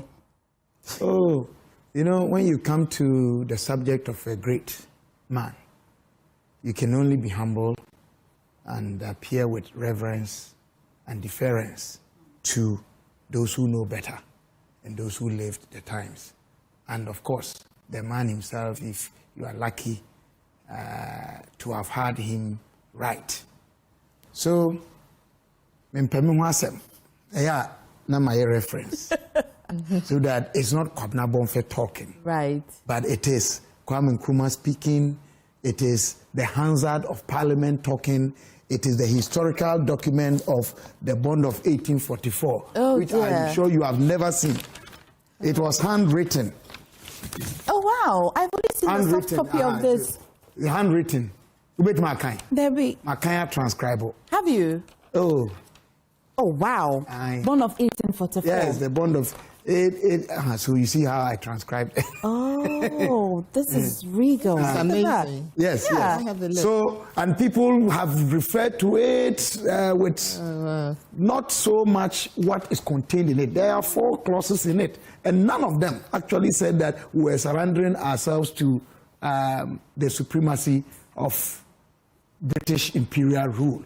We recognized them. I mean, it was some chiefs, 8 chiefs, and unfortunately, even the great Osajefo at some point catapulted in this document by almost making it look like it is the bond of 1844 that gave the British the power to be here. It never gave them power. And so Ben Sasaba actually insisted that they were here illegally. So in their quest for independence, they were not asking for the British to grant us independence as we eventually had. But to say, go, leave. Because you came here illegally, you came here unconstitutionally. And he referred to copious notes from the debates in the British House of Commons, where the British legislators were complaining about the presence of their nation here without law. So in simple terms, you say that the bond of 1844 was a document that did what, particularly? It's a document that never bound us to colonial rule, but we have made it seem as though it actually bonded us. It didn't have any indirect way. Well, if you read the provisions, what it simply said was that we were recognizing the presence of the monarch in the castle and the people around the castle. Okay, that we were recognizing the jurisdiction of the British in those areas. Then they also said that human sacrifice, what they called panyaring, was improper, so it ought not to be done. We were recognizing the right of people to live and so on and so forth. So in essence, it's something that if I would just read what Commander Hill actually wrote, he said, "My Lord, it is a correspondent that he sent. An opportunity offering for England tonight. I am induced thus hurriedly to acquaint for your lordship that several of the chiefs from the different parts of the country adjacent to the Cape Coast Castle have visited me today in great state to pay their respects on the transfer of the government. Maclean had been replaced by Commander Hill. I have for some days been aware that an idea was believed by the natives of its being the intention of Her Majesty's government to pronounce freedom to all slaves within the limits over which jurisdiction had been exercised. I need to tell your lordship that an attempt to carry any such measure would cause a revolution. The chiefs were delighted in my informing them it was quite an idle report and that the export slave trade was all that we prohibited. They expressed satisfaction in my telling them they were not at liberty to ill-use their domestic slaves, and if a person inherited a slave, that person was not at liberty to sell that slave again, but such slave was to be considered a member of the family, and so on and so forth, which was actually part of our tradition. slaves, our sense of slavery was different from what became the transatlantic slavery. To date, if you go to royal families, and I'm privileged on both sides of my parenting to come from, you never tell people who are not real blood that they are not until the situation arises. So we need a lot of education on some of these things, and I am particularly happy that Osajifo Dr. Kwame Nkrumah's adopted or assumed birth date. Mm-hmm. I mean, he writes about it in himself. Okay. That 21st September was written by the school teacher who wrote for him. Oh. And he accepted it because it was a line of least resistance, according to him in his autobiography. Because if he did the calculations according to him, he may have been born around 18 September 1912 and not 1909. Interesting. Okay, well, we've journeyed so long from... And let me just say this, because if you take 21st September 1909, it will be a Tuesday and not Saturday. And yet he's Kwame. And he's Kwame. It goes to endorse the fact of what he himself had written in his autobiography. Okay.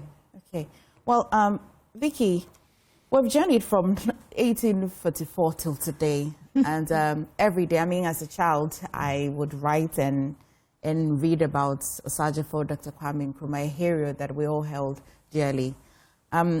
First of all, how does today mean for you? I like to think that most of the days in your life, especially because you're a legal practitioner, you would definitely be coming across, you'll be reading a lot more about him. But today, again, now brings the conversation about him to the fore. How is today coming up for you? For me, I think Nkrumah's dream is not finished, hasn't been realized. And every Founders Day, I'm reminded of the urgent need for us to actually finish his uncompleted dream of achieving real independence and real self-reliance. You know, I see it as, you know, Nkrumah undoubtedly laid the foundation of our independence. And I see it as an uncompleted house. It's up to us to build that house, complete it, furnish it, etc., etc. And we are forever in the process of building this house. And of course, development doesn't happen overnight. But the steps we are taking, it's just baby steps. We should be leaping now. We should be leaping, and we are not. So, you know, he was a bold, visionary, inspirational leader. He was a nationalist. He was a Pan-Africanist, you know, and he really caused Ghana to punch far above his weight by placing us right in the middle of the struggle for independence with all the other African states. And, you know, when you look at, he's a symbol of national pride. All over the world, people celebrate Nkrumah. It's a shame we didn't celebrate him enough, you know, but then isn't that always the case? But history has judged him kindly. And I think will continue to do so. He deserves the place that he occupies in history. He is a man, or was a man, who had the courage to dream big. And it seems like we've lost our courage to dream big as a nation. We talk a lot. He was a talker and he was a doer. Thank you. Nkrumah was a talker and he was a doer. All we do these days is talk and talk and talk and talk. And then, if we're lucky, as citizens, a little bit will be done. But other things that actually erode continuously our ability to be self-reliant as a nation, our ability to be truly independent as a nation are now looming large in our society and causing us not to really reach our full potential as Ghana. You know, and so for me, I feel that Nkrumah's legacy is still relevant, very, very relevant. His political vision, his Pan-Africanism is still relevant. the economic strategies he had for our nation and his vision and the steps he took towards industrializing Ghana, they are still relevant. And I feel that his belief that education and human capital are a necessary pillar to nation building, that is still relevant today. You know, his call for us to, let me say, our cultural identity, the cultural identity that he got us to identify with. So what I mean by that is that his call for us to redefine ourselves outside colonial lenses, you know, which was particularly relevant since we were just coming off the back of colonialism or colonialist rule, still applies as we continuously battle new colonial economic structures. You know, so, and his call to service and sacrifice, that's something we don't see a lot of in fact, we don't see it in politics at all now. I dare say, you know, that whole impetus to serve and to sacrifice. A lot of politicians feel they are doing Ghanaians a favor, and they are not. It's actually a call to service. You have to be passionate about serving the people. And I think we need a mindset shift in those who occupy our public offices, that they are here to serve us, not just in the final year of the 4-year term, but actually to serve the nation Ghana. And I think when that mindset shift happens, we will now begin to see some progress, real and significant progress in our society. Well, that's quite a good one, Vicky. You have just said a lot, which a lot of us actually would relate to. Doc, I'll come back to you. In your readings about him and of him, what did you discover was that major motivation for him? Was he just a child who was born to be what he is, or he picked up some traits from somewhere? What was his real motivation? So I would want to take a leaf from Nana Koblan Ketia the Faith, Omahino Fesikado, when he wrote in his book, African Culture in Governance and Development, at page 530, that Nkrumah must always be discussed with humility. Indeed, he was a great man. He had a stark appreciation of colonialism. Decently, he had to dance to the tune of diplomatic hypocrisy at times. Nkrumah writes in his book about a certain mysticism about him, okay, that was informed by his own thinking and based on narratives that his mother had told him. Mind you, Nkrumah was merely stillborn. At birth, it took a while for him to come or to show presence of life. And there's an account that believes that, you know, there was some agitation in the realms of the metaphysics. So it took a native to go and bring a certain leaf to perform certain things. And then they sang, the women there sang, and, you know, in the euphoria, he responded to life. Then he talks about how his mother told him at one point, strapped on her back, they were crossing a stream on one of their life struggles. And he told the mother that he was standing on a fish.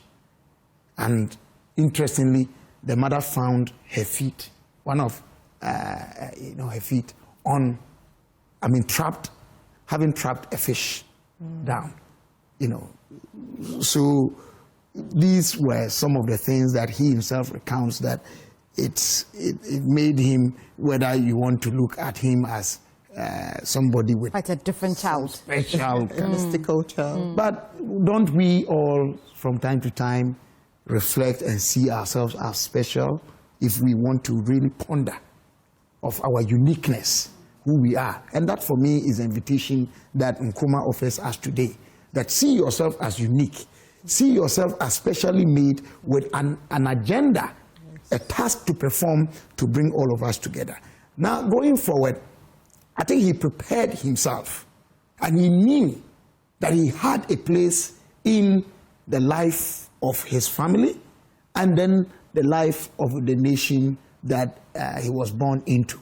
So right from the word go, from his basic level, he challenged himself to learn, to appreciate more about the world. And so he was, motivated by people like Dr. Kwame.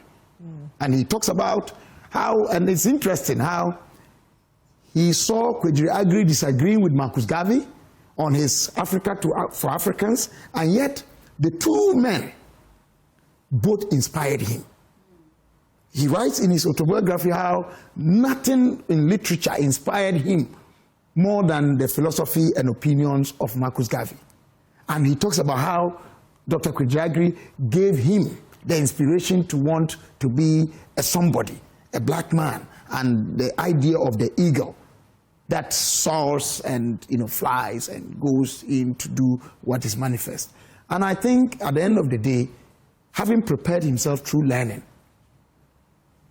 he was able to kill himself the appetite for material wealth acquisition and the vain glories of what I need today.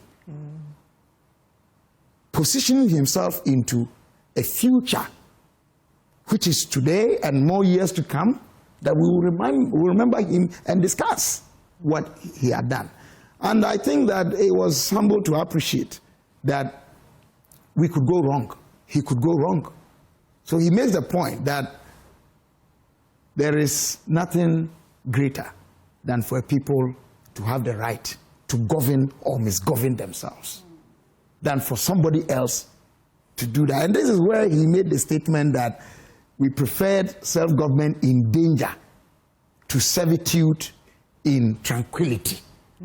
People have often misquoted that or quoted that out of place to say that he was threatening that he will imprison people and so on and so forth. And of course, the excesses of his time and his era, the PDA was avoidable. It was a bad law. For that one, right? If you went into Nkrumah's mind today, what do you think he sought to achieve with that PDA? What did you think? Because I don't think that he took any decision out of the vacuum. Yes. If you went straight into his mind, what do you think? So you always, as we speak today, you have the Patriots Act in the United States. In the in the UK and the US, you have the Anti-Terrorism Act. These are all acts that limit freedom and so on and so forth under certain conditions. I'll categorize the PDA in that light. And emeritus professor, the late emeritus professor D.E.K. Amenume actually discusses that in this seminal work of his, The Coming of Age in the Second Half of the 20th Century, the case of Ghana. How Ghana is compared or comparable under Nkrumah to a period in the history of the United States, a period in the history of the United Kingdom that such laws were made. So, yes, they were.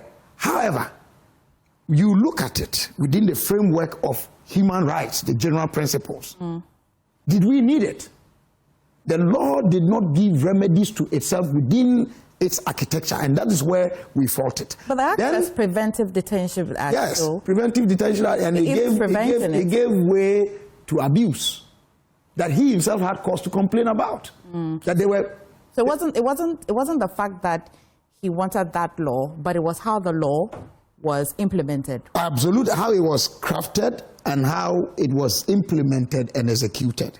And that was avoidable. You talk about the one-party state. You didn't need it. The CPP was winning elections overwhelmingly. You didn't need the one-party state. What do you think was his fears? Why did he think he needed a one-party state? Sometimes you need to understand that Nkrumah was not just him. There were people around him.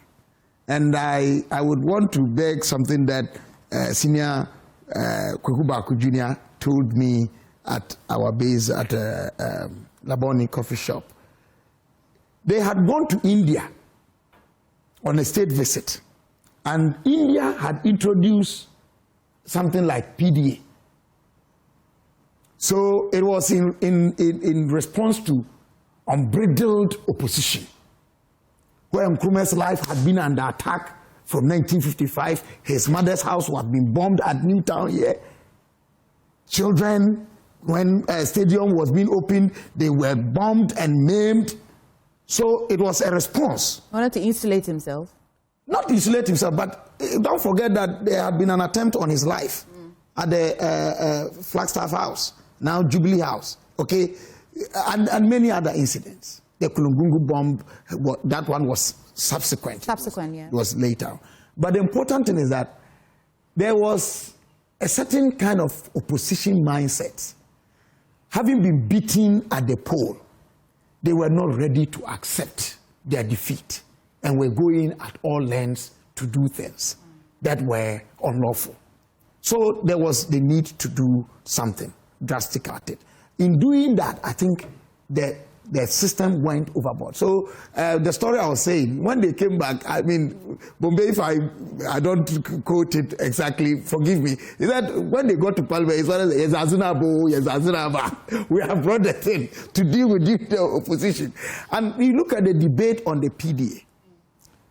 A member of the opposition at the time, I don't recall the name, actually warned that this thing, you will suffer it. And one of the people who eventually came to suffer, I mean, under the PD and all that, came from the CPP side, some of the people. So those are some of the excesses. But put that together, you see, we balance it. Every life has got its night and sunlight. On the scale of things, Nkrumah is grand, great guy. And I like the way one of his very close people, by name Genevieve Kanu, Nkrumah the man, how she ends it. Kwame Nkrumah never was a god, but he was an astute politician, an indefatigable leader, an able statesman. Above all, he was human. He was a man with a dream, a man with a vision for Africa, a great man. This is my testimony. She was close to him. And indeed, in 2000, when BBC put up a poll that discussed the African in the minds and eyes of Africans, the name Kwame Nkrumah emerged as the greatest of all. What more can be said? In the millennium, right? In the millennium, of the millennium, not the century. Okay. Of the millennium. Yeah, he was voted Africa's millennium of the millennium leader. And I'll take a minute and come to you, Vicky, because when you started off, you were quite praising of him. Yes. Which if you take about 10 people, 8 people will be quite praising of him. Today when we discuss democracy, some way, somehow, this PDA that Doc is just giving clarity to, giving some history to, would come. And I ask you because you're a lawyer. When we discuss democracy, what kind of shadows does the PDA cast on our democracy today? Does it at all? Well, I mean, obviously the PDA was not a good thing, you know. I can understand. Let me start off by saying that no human being is without flaws. And therefore no leader is without flaws, because all leaders are human. Okay? So I think that is probably the one blot on Nkrumah's leadership. But does it erase all that he did? No, it didn't. Because all leaders have had blots on their leadership, you know. And I think that for me, it was a response to, you know, there was a lot of political opposition, which is fine, because, you know, we need that. You know, the coup attempts, the assassination plots, and I guess that was his human response to that, and called it national unity, etc., etc. But I think above all that it was to preserve his development agenda for Ghana. Kwame Nkrumah's vision was something that others could not see or comprehend. I mean, building the Akosombo Dam, at the time he built, the capacity of it, when we were just how many million people? I mean, we were just 6, 7 million. Yeah, 6, 7 million people. And it's still servicing us now. We're now 32+ million people. So he had a vision that was way ahead of his time. And I suspect that there was a degree of frustration, you know, that others couldn't see. You know, brilliant people, like geniuses, often struggle with this because they can see what others can't see. And it gets them very frustrated and very, you know. So I think he was fearful that what he had for Ghana was not going to be achieved unless he had no opposition. Right. That's my personal belief.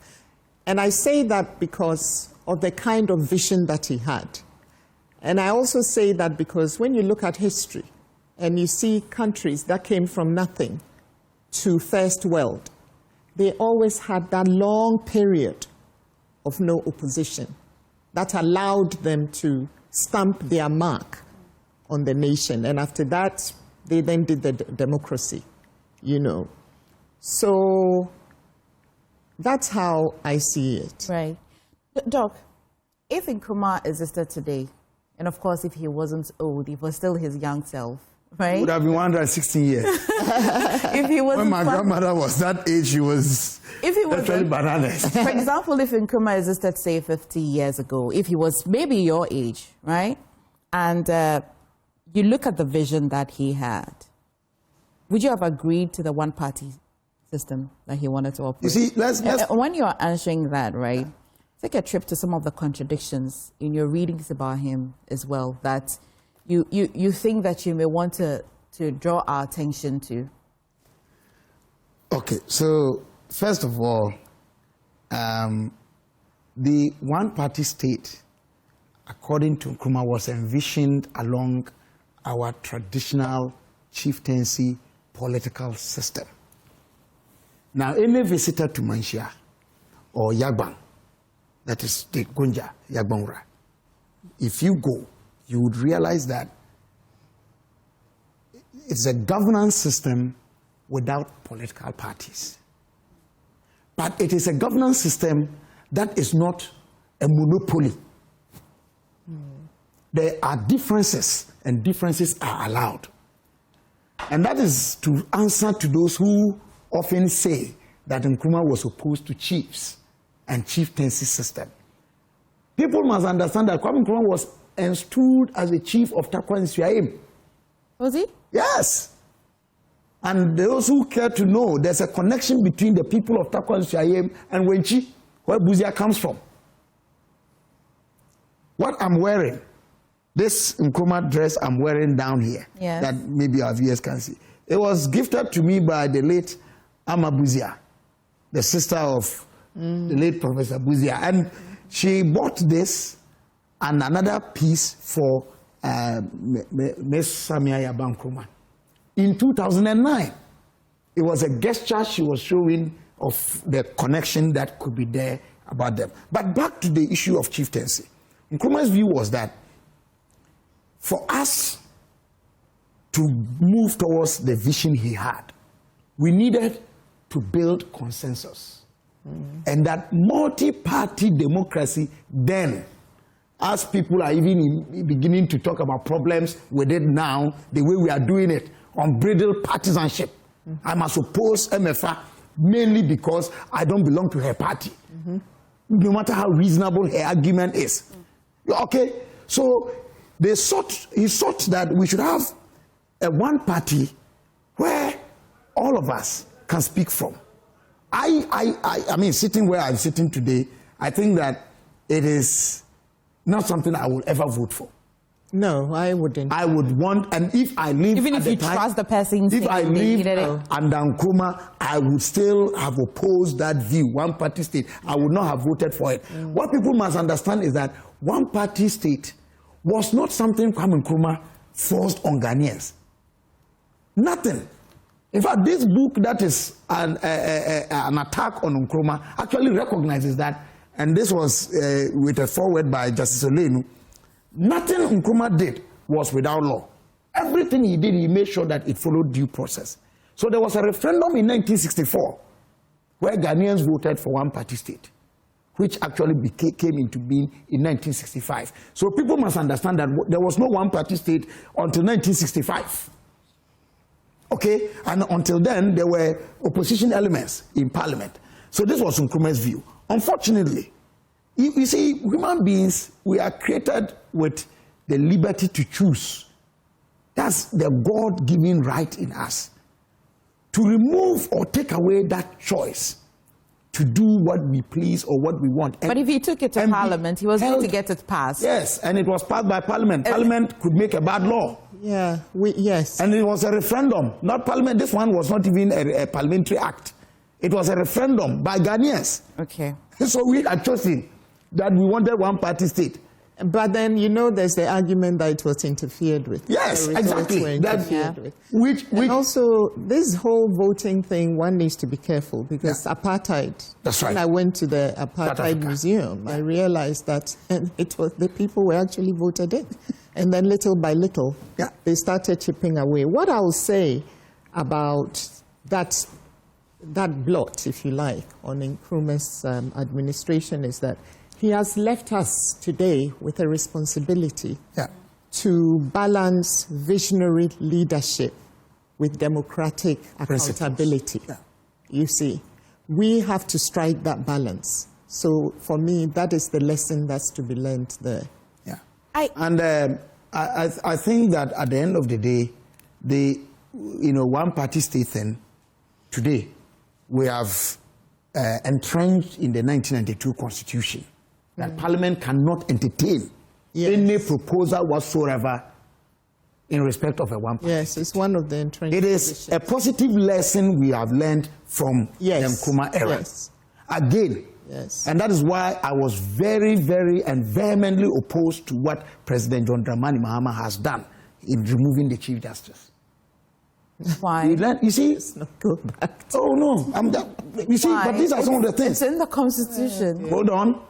In the Constitution, as Hitler said, it's just a book. You can exploit it and exploit it mischievously. And that is my view. The contention is still at the Supreme Court. They have not, decided on that matter.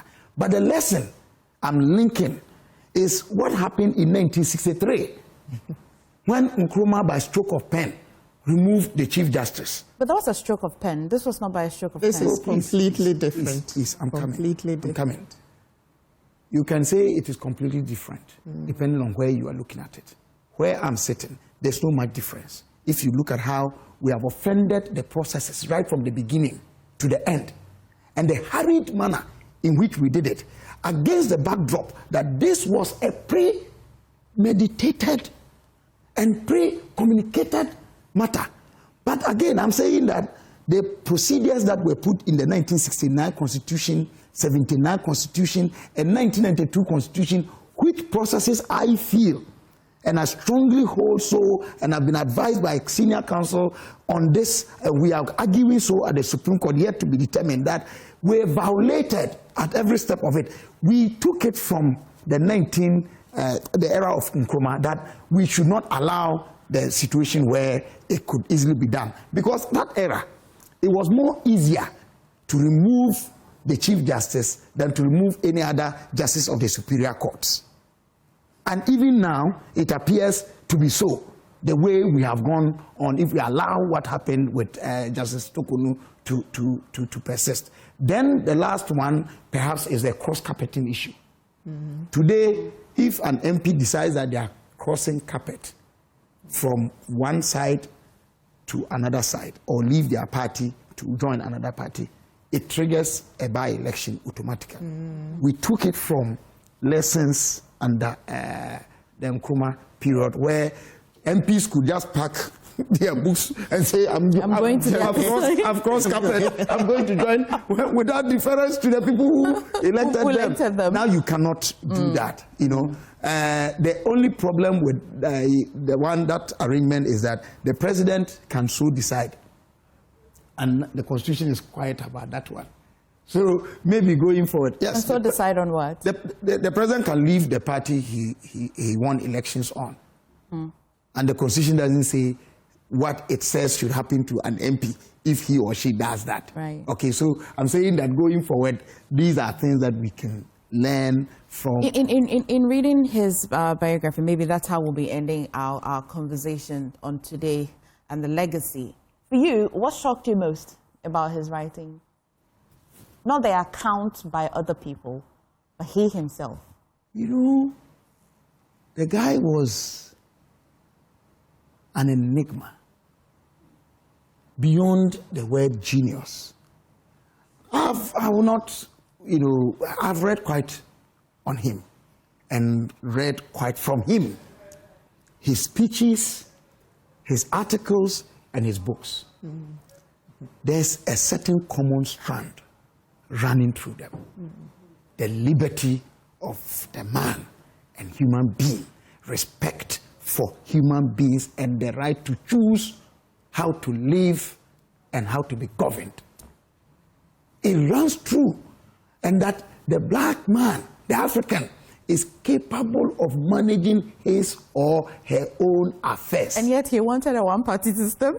No, but that's what I'm saying, that you find some contradictions. Okay. However, when you read them on the whole, and you see the motif and the thought, the intendment, you can agree that this guy, he erred, even if he erred on the side of caution. Right. And we can applaud him that he lived a great man.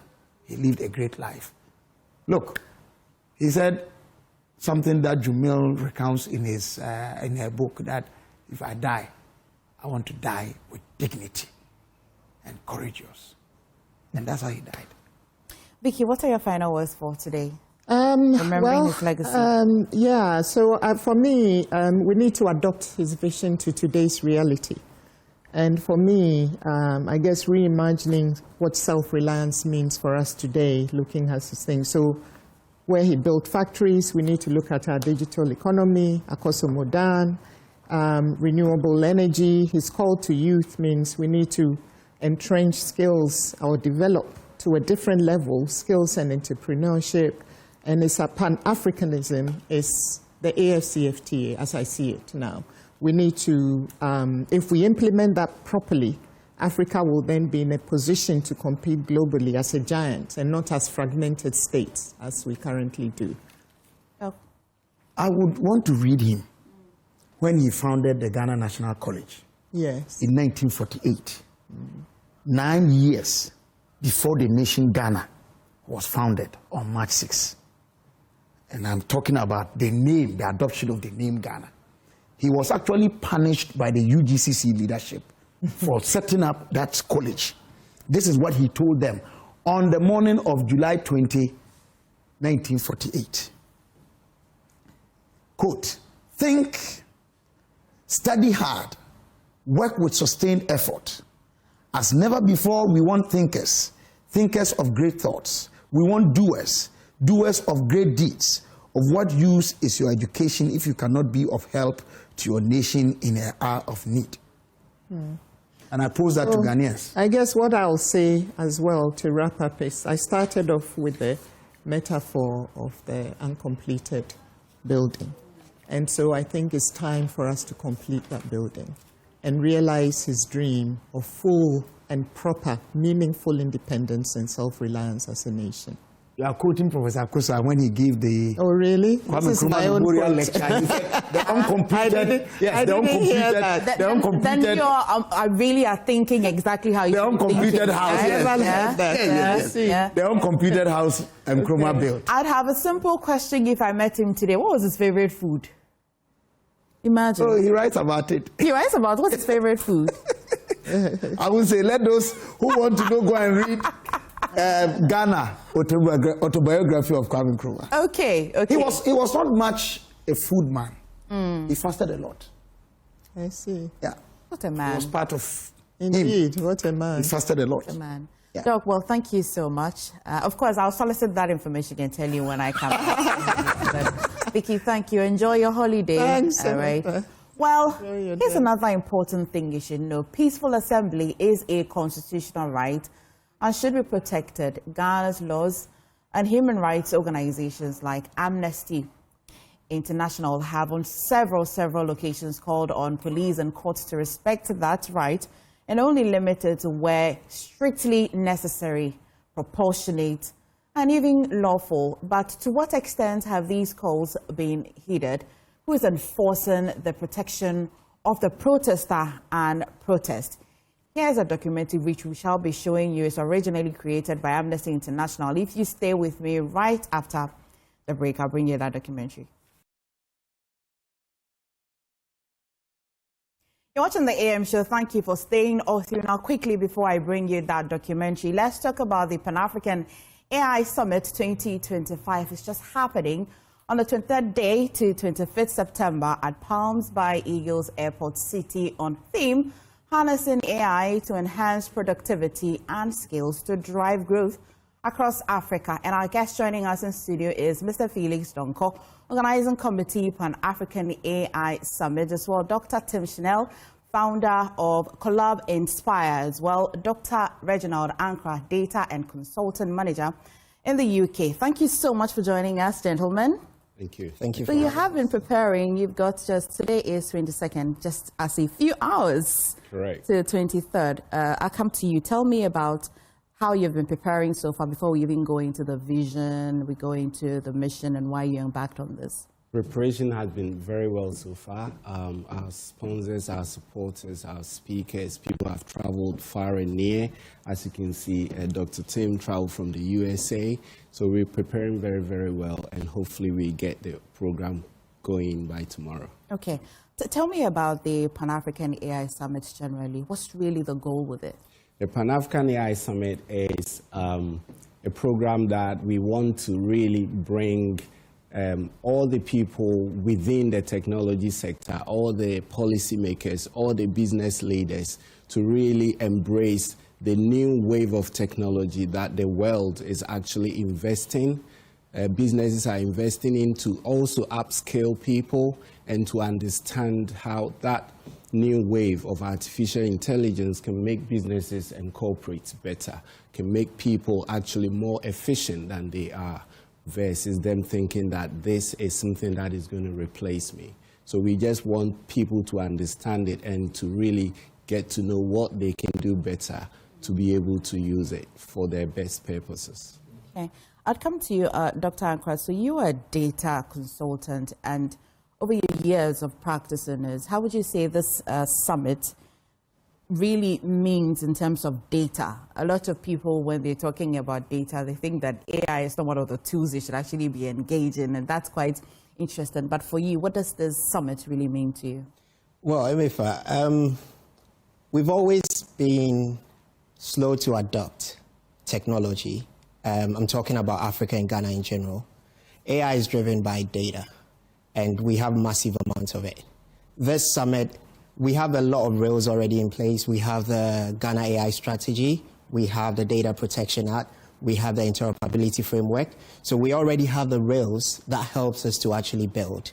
What this summit is going to do is actually operationalize those rails that we have to be able to provide our youth and our people the ability to actually and practically build AI solutions with AI African context. So looking at our local and rural areas, how do we build, how do we factor our languages, how do we factor our dignity as African people, rather than actually lifting and shifting what's actually already been built out there.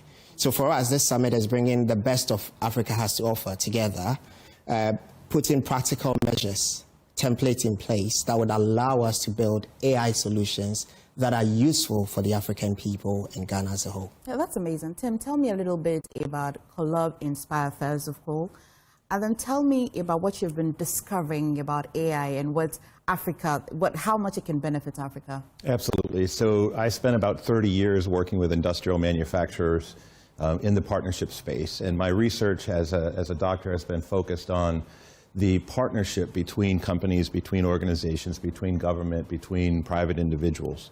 And what we're finding, the potential of AI is tremendous, as Felix has mentioned. And the area of my interest is really in the connection between entities, right? So when we have the policies in place, when we have the structure in place, how do things work together? And I think the opportunity here in Africa is tremendous from that perspective because of the relationships and how important they are to how business operates. Right. I mean, going into this summit, you personally, your expectations? So the expectation for me is really to just learn. I've spent, a lot of time working with global businesses. I haven't had the opportunity to work in the African business sector very much, and so I want to learn more and be able to look at the opportunities that exist for the partners here. Okay. This year, you'd say that is maiden. Correct. Okay. How would this be different from the many other AI summits that we've seen in this country so far? It's actually the response that we've received from, as I said earlier, people from far and near, across the continent, and also beyond the continent, and also the enthusiasm that lots of businesses and the people themselves are actually really willing to learn and understand and make it useful for themselves. And so we want to use this as a springboard and then be able to build on it. So this is the difference between what has already happened, that so many people are wanting to learn and take part and support. And so we use this as a platform to then build and make sure that we continue the legacy and build the infrastructure that will help us to continue for the longer term. Okay. Doc, I'd come to you. So for the youth empowerment bits of this summit, you think that it will play quite a role in empowering the youth? Absolutely. And now Africa has the biggest youth talent in the world. And being able to give the right tools to the youth would not only spearhead them into actually building solutions, because we know our context. We live here. We know the issues that we face, right? Now, what I've found working with a lot of youth is they have such innovative ideas. How do we bring them to bear in a practical sense that actually benefits us as a country? And this summit is not only going to be, I would say it's not a showcase, it's more of a workroom. Okay. So we're going to work with them. We're going to provide them the right tools. We're going to teach them how they can build AI in the context of Africa, of Ghana, and how they can build it in a fair, safe, and accountable way that is useful for the person in the market, local market, rural clinics in our local, area. QuickBooks gives me the superpower to automate my invoices, track expenses, and get paid fast, so I can get back to what I love. Can go for all of you, but Tim, what do you think this particular summit on AI, what kind of gaps do you think is going to be filling right here in Africa? So I think the ability to bring people together from all areas of business, government, all levels across those areas is one of the things that really needs to happen. With my research focus on partnerships, I mean, this is key. The relationships are key, learning is key, the youth empowerment is key, and bringing those folks together in one room, in one area at this summit is going to provide a lot of exposure. Felix, walk us through the themes. I like to think that you have block themes that's happening during the summit, That's right? correct. Walk us through. So we have the first part is how AI can help the national building in terms of development. And then we bring it into the regulatory areas where we need the government and businesses to come together to actually have a regulatory framework and to build around it, and also to look at how AI can be used to detect fraud and prevent fraud. And then we're going to look at how do we have building capacity, what capacities do we have to build in place once that we understand it, what do we need to do to forge forward and make it work. So these are some of the themes, and Tim mentioned leadership transformation. Lots of senior leaders need to understand it, to embed it in the overall strategic framework of their businesses so they can actually bring it to the table on the board meetings and get them to invest. So we have very few interesting areas that people can chip and chop and join and discuss and take it back home or back to their offices and discuss it. Can anybody at all watching this morning walking to Palms by Eagle and be part of the summit? This is the interesting part. This is why we want a national conversation. The event is free, so anybody at all, if you're a business person, you don't have to be a master in AI to be able to attend this. We want everyone to participate. So if you want to be part of it, just run to Palms by Eagle tomorrow and be part of it. Okay. Tim, while it sounds really exciting, AI sounds like a tool that we all are excited to explore, do you envisage some challenges Absolutely. for that tool? The basis of it is trust and commitment, and that goes throughout all personal relationships as well as business relationships. So those are the challenges we'll face, not only with AI, but any technology, but especially AI, because it makes it so much in front of everybody. Thank you, Tim. Doc, finally for you, is from 23rd to 25th. Personally, what should people expect, even from yourself and from the team as well? Well, it's going to be an amazing time because what we're going to do is it's not going to be theory-based. It's going to be really practical-based. Gone were the days when you would build an AI solution over a period of months. Now you can actually build an AI model leveraging open source solutions within a week. Now, what we're going to do is we're going to show that practical element, but we're going to do it by embedding that trust element. So that's what Tim said, right? So we need to build solutions that are trustworthy and people can trust. Right. And so personally, I'll be coming with my hat on, with my practical knowledge. I've worked over the industry for well over 10 years, building AI solutions across multinational organizations. So I'm bringing that to bear on the day. So please come and then let's build practical AI solutions for all. Reginald, thank you. Felix, thank you. Tim, thank you so much. I'd like to remind you that it's happening on the 23rd to 25th September at Palms by Eagle Airport City. And I think that, Felix, if you had the opportunity, we'll say they are sponsors as well. Prudential as well as sponsoring this. We'd like to say a big thank you to them. But Dr. Tim Shinelli, thank you so much for joining us. Dr. Reginald Ankra, Data Consultant Manager, thank you so much for joining us. And Felix, who is the host of this as well. Thank you so much for joining us. We'll see you 23rd or through to 25th. We'll be there to cover it all. Thank you. Thank you for having us. All right. Time now to bring you that big conversation that I promised you. Well, a documentary which I promised I was going to be bringing to you. The Who really has been protecting the protester. Take a watch.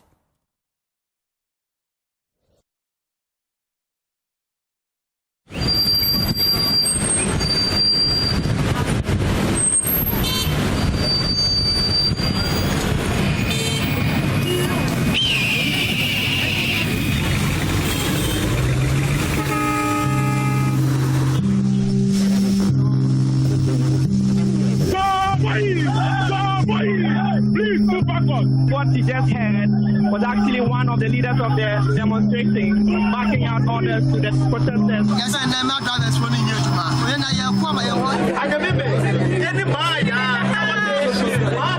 Oh my God, there's blood oozing out of the gentleman, and all you see is policemen pouring water on him. It's a situation that has degenerated. It's been utter chaos. We expect them to credit our accounts within these 48 hours that we are going to carry here. We shouldn't have to come here at this age. Why? You have no heart? Are we not human beings too? That's why we need this constitution changed now.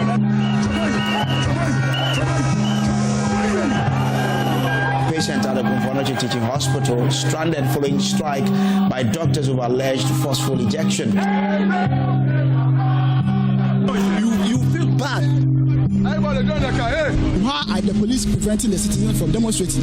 Beat me, kill me, but you will not stop me from speaking. The Ghana will work again. The Ghana police is breaking the law and denying us our right of simple movement. If you didn't know how to fix the economy, why did you run for office? We want to see people prosecuted. We want to see money taken back. We want to see corruption dealt with in a clear way. We, the people, are the ones with the power. The more we complain, the more things will be done. Police have been arresting us all the time, so this is not news.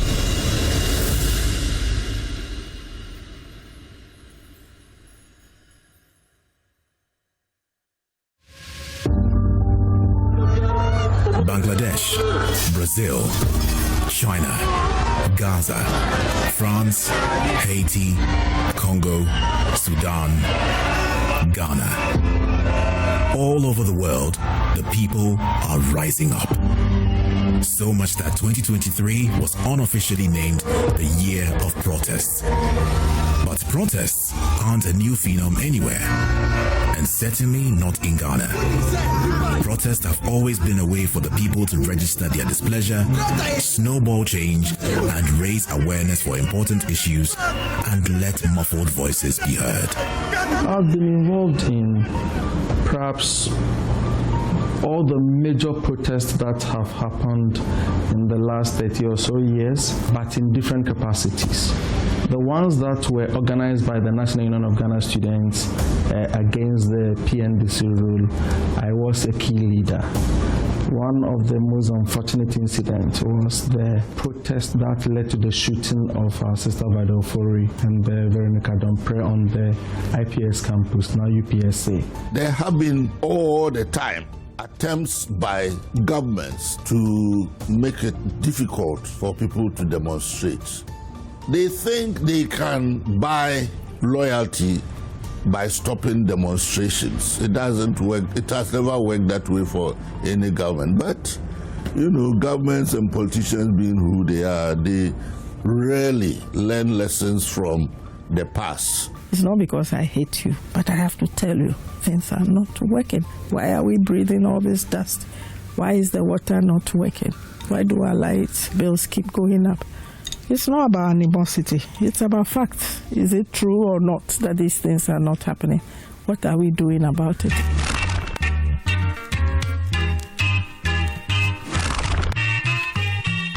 There were a number of protests that Uncle Kwesi Pratt organized by himself.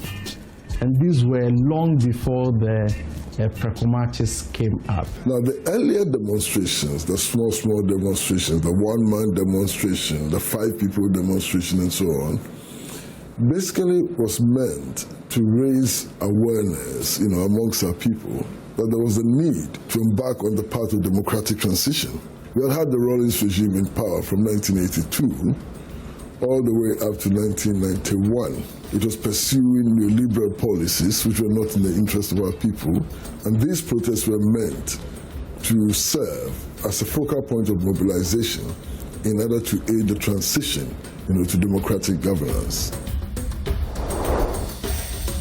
In the 1890s, when the British government wanted to take over ownership of the lands in this country, the chiefs, particularly along the coast, and the lawyers at the time, Mensa Saba and others, protested against that. And out of that was formed the Aborigines Rights Protection Society. Now, this protest was very significant in our history and for our independence. Of course, we know our independence was won on the foundation of protest. So we have the 1948 disturbances where the veterans went to the World War, came back, the promises that were made them were not honored by the colonial authorities. So they embarked on several protests. Osajifo himself embarked on protests and was arrested, detained, and was released before independence and all that. Kwame Nkrumah leaves James Fort Prison freed by the governor as an act of grace on the eve of the inauguration of the new constitution. So you could see that protests are designed not for people who are interested in being unlawful. It is actually a lawful activity to protest.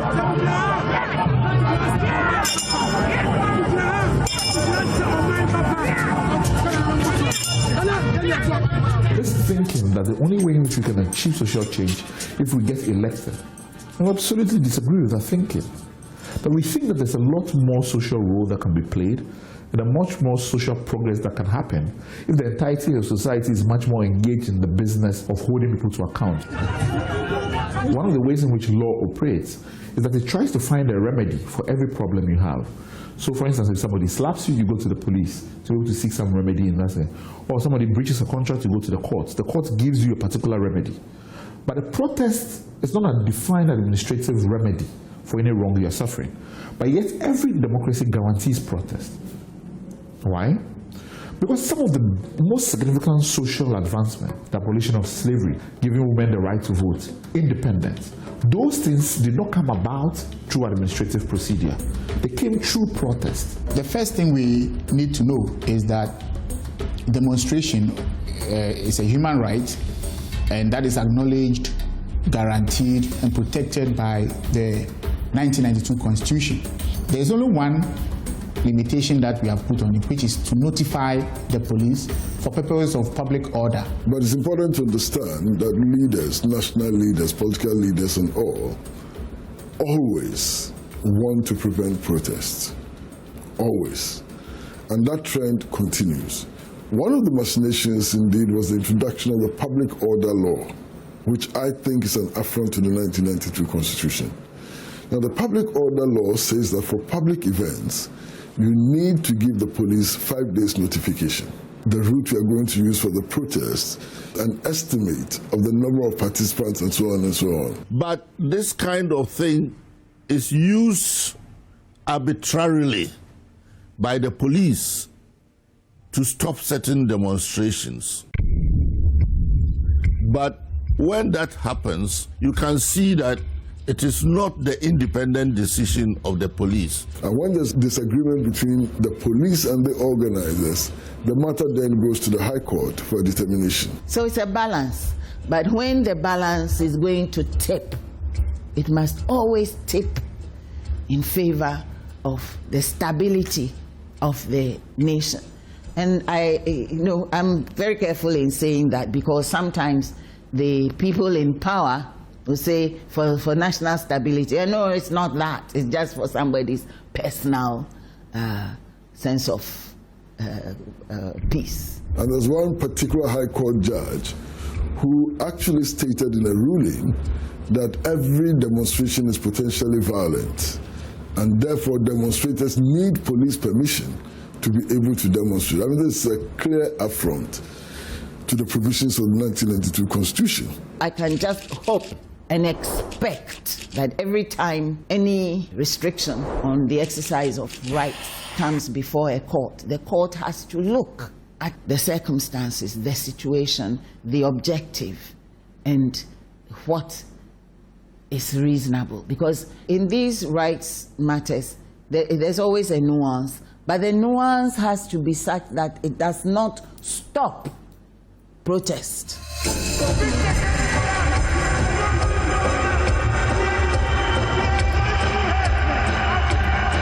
If I have the right to go or protest, and your reason for denying me the protest, for example, is that there's Christmas, then there is a certain level of misunderstanding of the thing called rights. And that is why the Supreme Court, in as early as I think 1993 or 94, thereabout, MPP versus IGP, that very important case.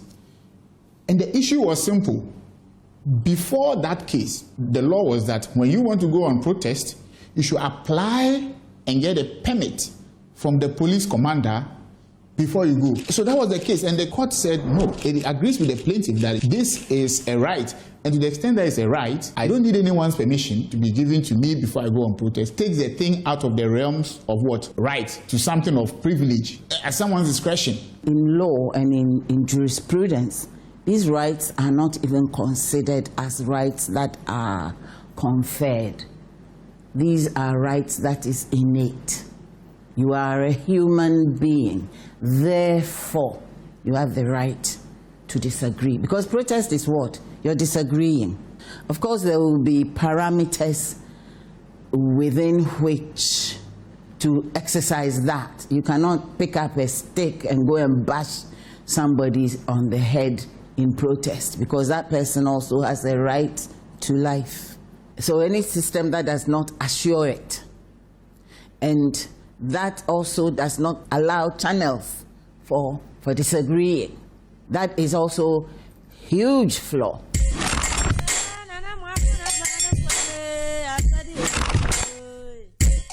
A patriot who often mobilized people and protests, particularly in the area of economic issues, was Kwame. The newspapers at the time called him Boycott Hene. And one of these protests is what brought about the expression AWAM. AWAM stands for Association of West African Merchants. And so the boycott slogan was AWAM people are cheats. Boycott AWAM.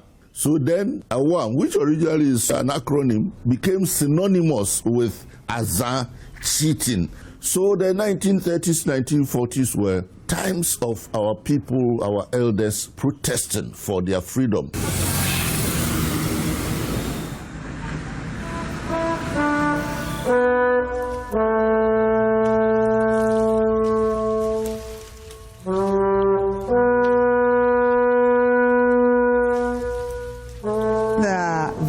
Of issues, scope of issues that will push workers to go on strike or demonstrations or protest, however we choose to call the actions that workers may embark on.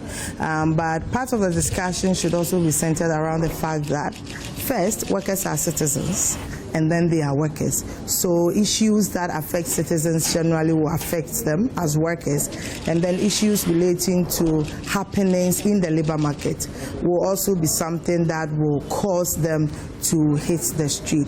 Like, how much are we earning to pay electricity tariffs that are so high? How much are we earning to pay water bills that are so high? How much are we earning, to be able to pay our kids' school fees with inflations going up and other things? All those are conditions that may lead to workers going on strike or taking actions.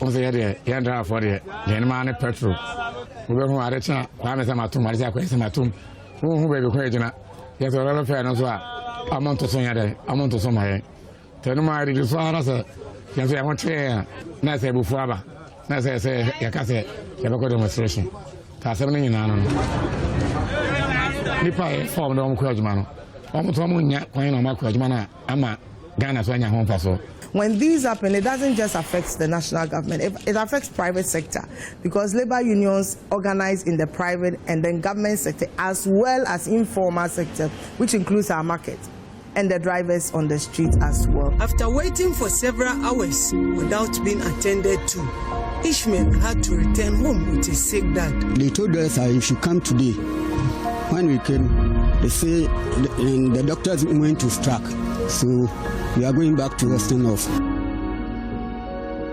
If you look at our history, both what survives of the long pre-colonial period, even before the establishment of formal colonial rule, women were always there in the positive action campaign. Some women went to prison, and yet the way we teach our history, we don't bring these things out at all. So women have always been there, they've been part of it, they have strategized. In the 90s, I participated in a protest by women seeking protection during a period when there was a serial killer. There was a lot of public sympathy. Now, of course, there was also a pushback from the regime, because one of the things that we were also highlighting was that clearly the state security couldn't be very good for these acts to be perpetrated on women. We had some demands. We wanted the IGP, the then IGP, sacked. Soon after, the IGP called me because I knew him. And now he was calling me, oh, my sister, we don't have vehicles for patrol. Anyway, he was sacked. The police started cooperating with us. And when they had leads about who the possible murderer might be, they called us to brief us about it. When the perpetrator was arrested, the killing stopped.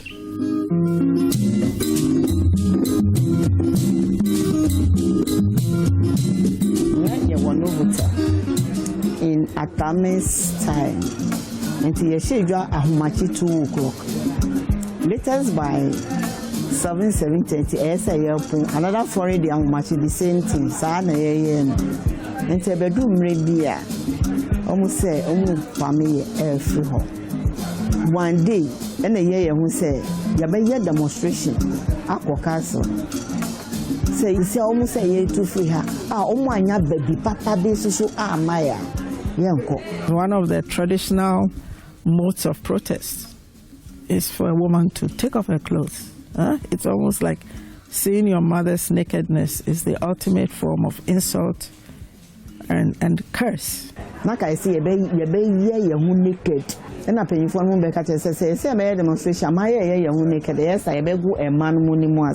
Sometimes they even turn around and make it worse when they are naked and they they bear their bottom at you. That's the kind of worst insult. So if not because of the demonstration, who are these women here? We are nobody. Because of the demonstration, that is why they are allowed us to stay here.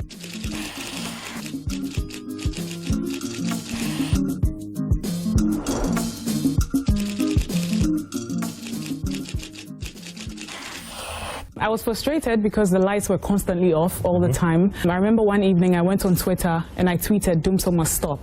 And I realized it was trending. It trended for a week.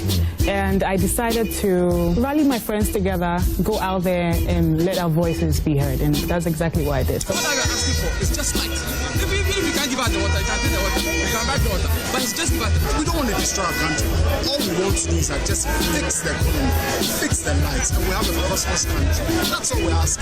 Big companies with millions of cities like Valco, Akotombo Textiles, and so on that have been shutting down their operations, have been complaining about Dumsor for years. One thing that I have noticed about online protests is it puts pressure on the decision makers. It might start off as just a couple of tweets or a couple of Instagram posts, but when it starts growing like wildfire and it starts getting viral, they have no option but to succumb to the pressure, because then now everyone is talking about it, all media houses are reporting it, and sometimes it sparks global interest. And at that point, as a decision maker or as a policy maker, you would have no option but to either listen to the people or take action to support what they are doing. The BBC came into the country to cover Occupy Jolobi protests, not because somebody sent a press invitation for them to come. They noticed the conversation online and they came to Ghana to cover the protest. And that is what social media has done and will be doing. So it's a beautiful game of chess. Depending on how you use social media, it could help make your country look good. At the same time, it could also give your country a very bad PR. Police officers now arresting some of the protesters who came here and said they were going to protest despite police preventing them. Hungry man say fix the country. Bellefou say fix yourself. I think Occupy Jolobi House was one of the protests that you can arguably say was driven heavily by the youth of Ghana as a result of the conversations that were had on social media. And for some reason, there was this wake-up call and what I witnessed in terms of the near-perfect situation in day 23 and the misdemeanor of security agencies or security personnel like the Ghana police and how they manhandled human beings. It was just an eyesore moment, and what I experienced on ground, I saw wickedness. That was my first demonstration as a journalist. So it was usual when we gathered at the designated point, I saw police actually arresting some people. Initially, I wasn't particularly interested in Occupy Jolobi. I wouldn't have gone anywhere near it. But my interest became high when the previous day I saw a public notice. And the notice is so embarrassing in the sense that they have filed an application for an injunction and are seeking to serve it on the conveners, and therefore the public should not attend the demonstration. As a lawyer, I couldn't accept that as a proper exercise of police power. And what even got me more incensed about the whole thing is that the notification was sent to the police way ahead. So they had almost like 1 month. Actually, they have the law says 5 days, but they had more than that to go to court and do all this. But they chose the afternoon before the day of the demonstration as the day to make the application, which shows a lot of bad faith and dictatorial sentiments. At the Accra Regional Headquarters, I saw police officers beating people I will later get to know are protesters and bystanders. My first instinct was to take my phone and record. And I think about 15 seconds into the recording, I was surrounded by police officers, numbering more than 6. They started stamping my feet with their boots. And then there was this female police officer also hitting my chest, like, bring the phone. She kept hitting my chest, bring the phone, bring the phone. I also said I won't. And then I hid my phone in between my thighs. And they all reached for the phone in between my thighs, pulling me. my dresser pass and I'm on TV in my bra. In my bra. Not that I wanted to, but because these Ghana Police Service are irrational and unprofessional, and frankly, that colonial British method needs to stop. Our police need to be taught how to be keepers of the peace, rather than to be a police force. We used to call them police force, the days when they were bashing our heads when we were students for calling them zombie. But under this constitution, they're not even called a force. It's what? Exactly that, a service to the people. No matter how much power you think you have, if you go wielding it unnecessarily, you're simply going to force a certain reaction from the people. So during that period, they were waiting to bail protesters. So there was one lawyer who came and he said, she's a journalist, leave her alone. They pounced on the lawyer, gave him slaps, then put him behind a pickup. We were all here, and then we saw on social media people being picked up. Some of the things were recorded live, people being beaten, jumped into a bus, driven off, their phones being snatched from them. So we were on standby. And because we had already done that arrangement, we were able to represent them in all the police stations that they were taken to. Getting access, even to the police yard, was hell. And growing up, the orientation is that the police is your friend. That has actually changed. Anything can happen to you in the hands of the police. I remember in one of the demonstrations, we had the hot water tankers from the police being, splashed on those who demonstrated and protested, and I was part of that.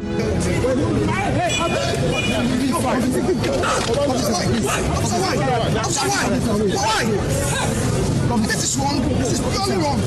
Individually, they are very, very fantastic, intelligent, well-meaning people. So until you have them one-on-one conversation, you would think that the police service is a monster. We should continue to remember those demonstrators are human beings like us, and therefore we should treat them with all the respect, the severity, and the dignity that each and every human being deserves. In effect, we should treat them the way we would have loved to be treated if we were on the other side. If anybody needs help, help the person, and do that with a sense of humility and humanity.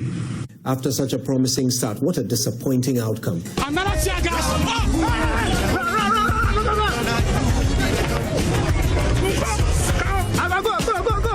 All of these people, they were not part of the protesters.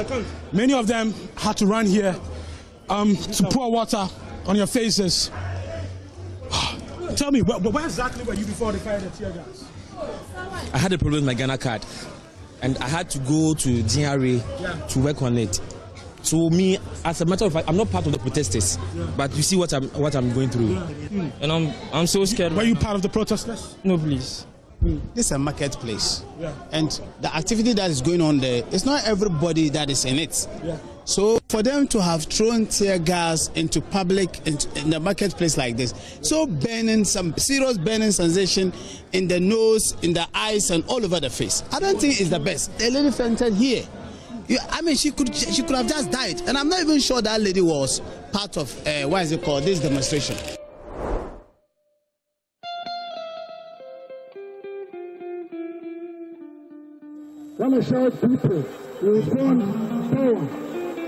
I come back to this resonating idea that protest won us independence. It made us who we are as a society and as a country. That we ought to be able to understand its political, socio-cultural value and its historical significance to us as a people and how we move forward. So if we could connect those kinds of pre-colonial, anti-colonial, and post-colonial actions, I think it would help to give us a fuller history of ourselves, allow us to also understand the different kinds of protests, and the roles that different people have played. Some protests are by writing letters and getting a number of people participating in presenting such a protest? Some people protest through their music, through their spoken word artistry, even in their teaching, you know.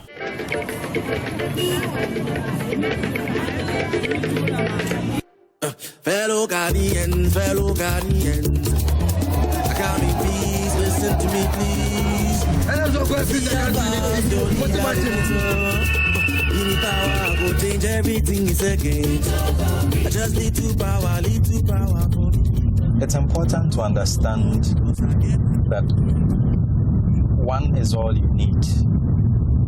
But more often than not, people either underestimate the power of one, or they seem to be in a minority. We don't need any discussion on this. Drop that chamber. Drop that chamber. Drop that chamber. No chamber in this country. I will say what has to be heard. Do we need a new parliament in this country at this time? We lack the courage to tell them the truth. It's not about the number of people. It's more about the issue. It's more about the conviction that one is enough. There's this saying that there is a job that needs to be done, and someone definitely needs to do the job, but everyone assumes anyone can do it, so no one ever gets it done.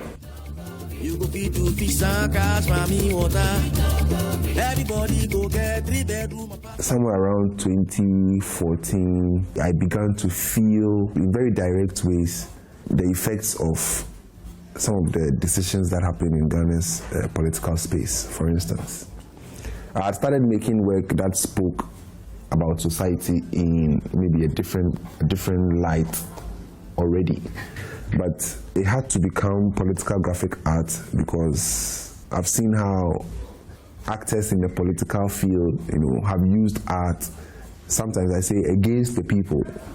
So it's also a very viable approach for the people to use art against that establishment, either to question it or to deconstruct it, to challenge it, to test boundaries. There's so much art can do. Like I said, there was a job that needed to be done and somebody had to do it.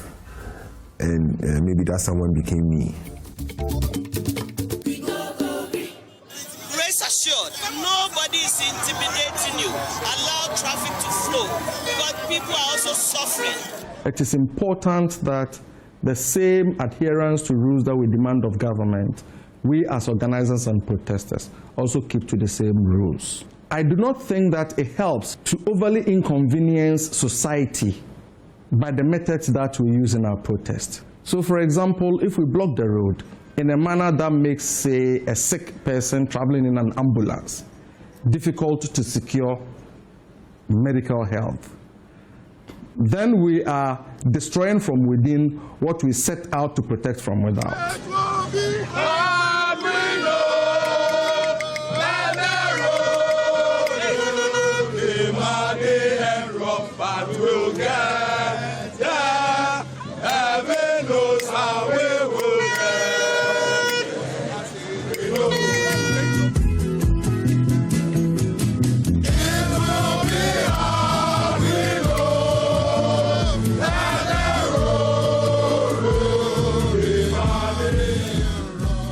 Nobody should ever think that the state or anybody in power is going to facilitate your protest, to force them to act in the ways that you believe is good for society. Because of democratization and the party politics, partisanship conflates public positioning on issues. And so it is either possible for a protest to be hijacked by the political opposition, or that a government can use partisanship as the excuse.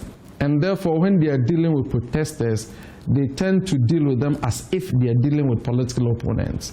I also noticed that there were some unscrupulous persons that were planted amongst us to create some form of chaos and provocation so that the police would go out of character. So when you get yourself in the positions where you are bought to be planted amongst well-meaning Ghanaians trying to fight for a better life for you, then you need to check yourself. One of the ways in which we decided to purposefully mobilize is that we don't want leadership. And the reason why we don't want leadership is that if you look at past protests, those individuals that led those protesters used that as a vehicle to project themselves into the status quo politics. But the absence of leadership does not mean the absence of structure. We have marshals that we are trained, that were reflectors, that police for us the protests, that ensure that the interaction between police and protesters do not happen. They are marching towards the Jubilee House, and it looks like there has been a standoff between them and the police. In 1995, when we organized the Kwame demonstration, people died. They were killed. They were shot and killed by agents of the government then. Now, one of those who died was Ahunu Honga, a student, a young student. Now, today, I'm just imagining a situation where the family of Ahunu Honga is observing what is happening in our country today and realizes that some of the people who organized that demonstration are in government and are doing exactly what Ahunu Honga and others lost their lives, for. I mean, it's incredible. And I don't see how our politicians manage to walk about with their conscience intact. Because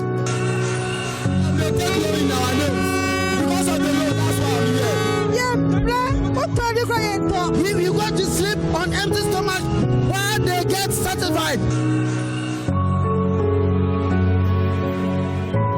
Protests yield results. They do yield results. And across time and space, we have seen it. Whether you are talking about the Million Man March by Martin Luther King or the recent protests that the young people are organizing. If it had no impact, the state would ignore it. So when you see the state responding, either through the security apparatus like the police or public statements by political leaders or any such thing, it should tell you that it's hit a nerve. So we are appealing. Come back to work. Number two is that it has a way of chipping off the popularity and sometimes even the credibility of the managers of the state over time. In a democracy, that can create electoral deficit over time. I give you one particular example, the injustice against the 499 law students who took the entrance exam. I was part of that demonstration, and I can tell you, we went to Parliament, we put in our petition. At the end of the day, these 499 students were taken into the professional law program. That is part of the successes of demonstrations in this Fourth Republic. There have been some taxes that have been abolished because people went out on the streets to protest. To the people of Kenya who have said loudly that they want nothing to do with this Finance Bill 2024, I concede, and therefore I will not sign the 2024 Finance Bill. The question is, has the parliamentary chamber been built? It's been how many years now? It hasn't been built.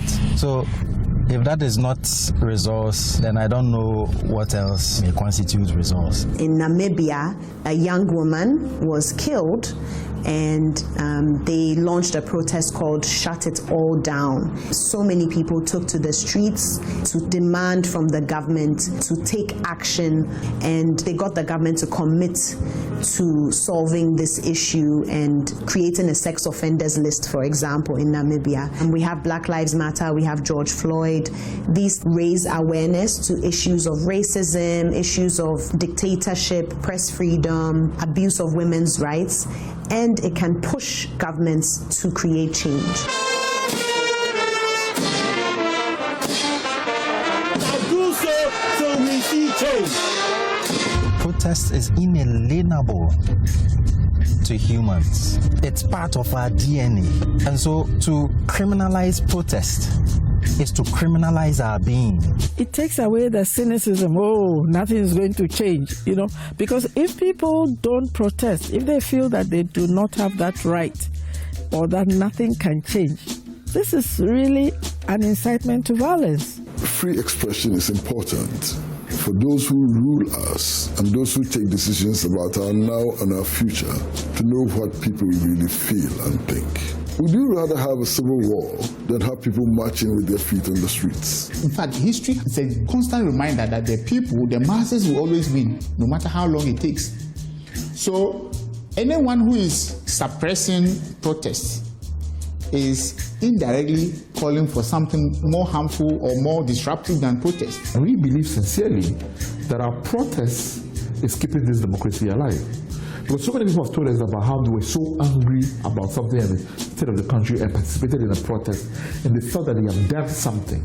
The more willingness to engage in a democratic process, whether attending a protest or donating to protest movements, those initiatives of mobilizing citizens towards delivering social and public goods, that evolve out of a protest culture naturally.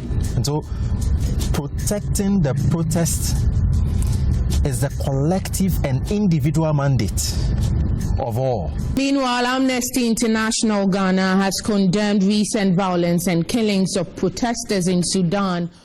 Protect the Protest is actually a global campaign that Amnesty International launched because there's been a huge increase in protests across the world, and we all know the right to protest across the world is under threat. So it was very important that we launch a campaign on this so that we find out how to protect protesters and to what extent can security forces also protect protesters. People need to understand the human rights violations during a protest. Are we committing human rights violations during protests? Are people's rights being taken away from them? So we will train our staff, first of all, to see how best to observe protests when they do happen in Ghana. We're also going to train persons who are likely to have protests, and then we'll also engage with the security agencies. That's also very important because we want to know, is Ghana following the international standards for peaceful assembly? So this is something we're really going to engage and ensure that the police are not abusing protesters but protecting them as they should be.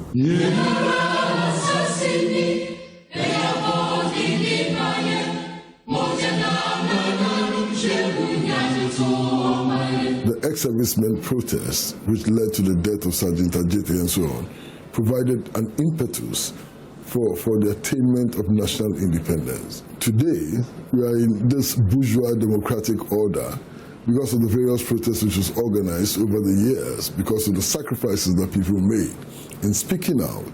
Majority viewpoints today were not majority viewpoints yesterday.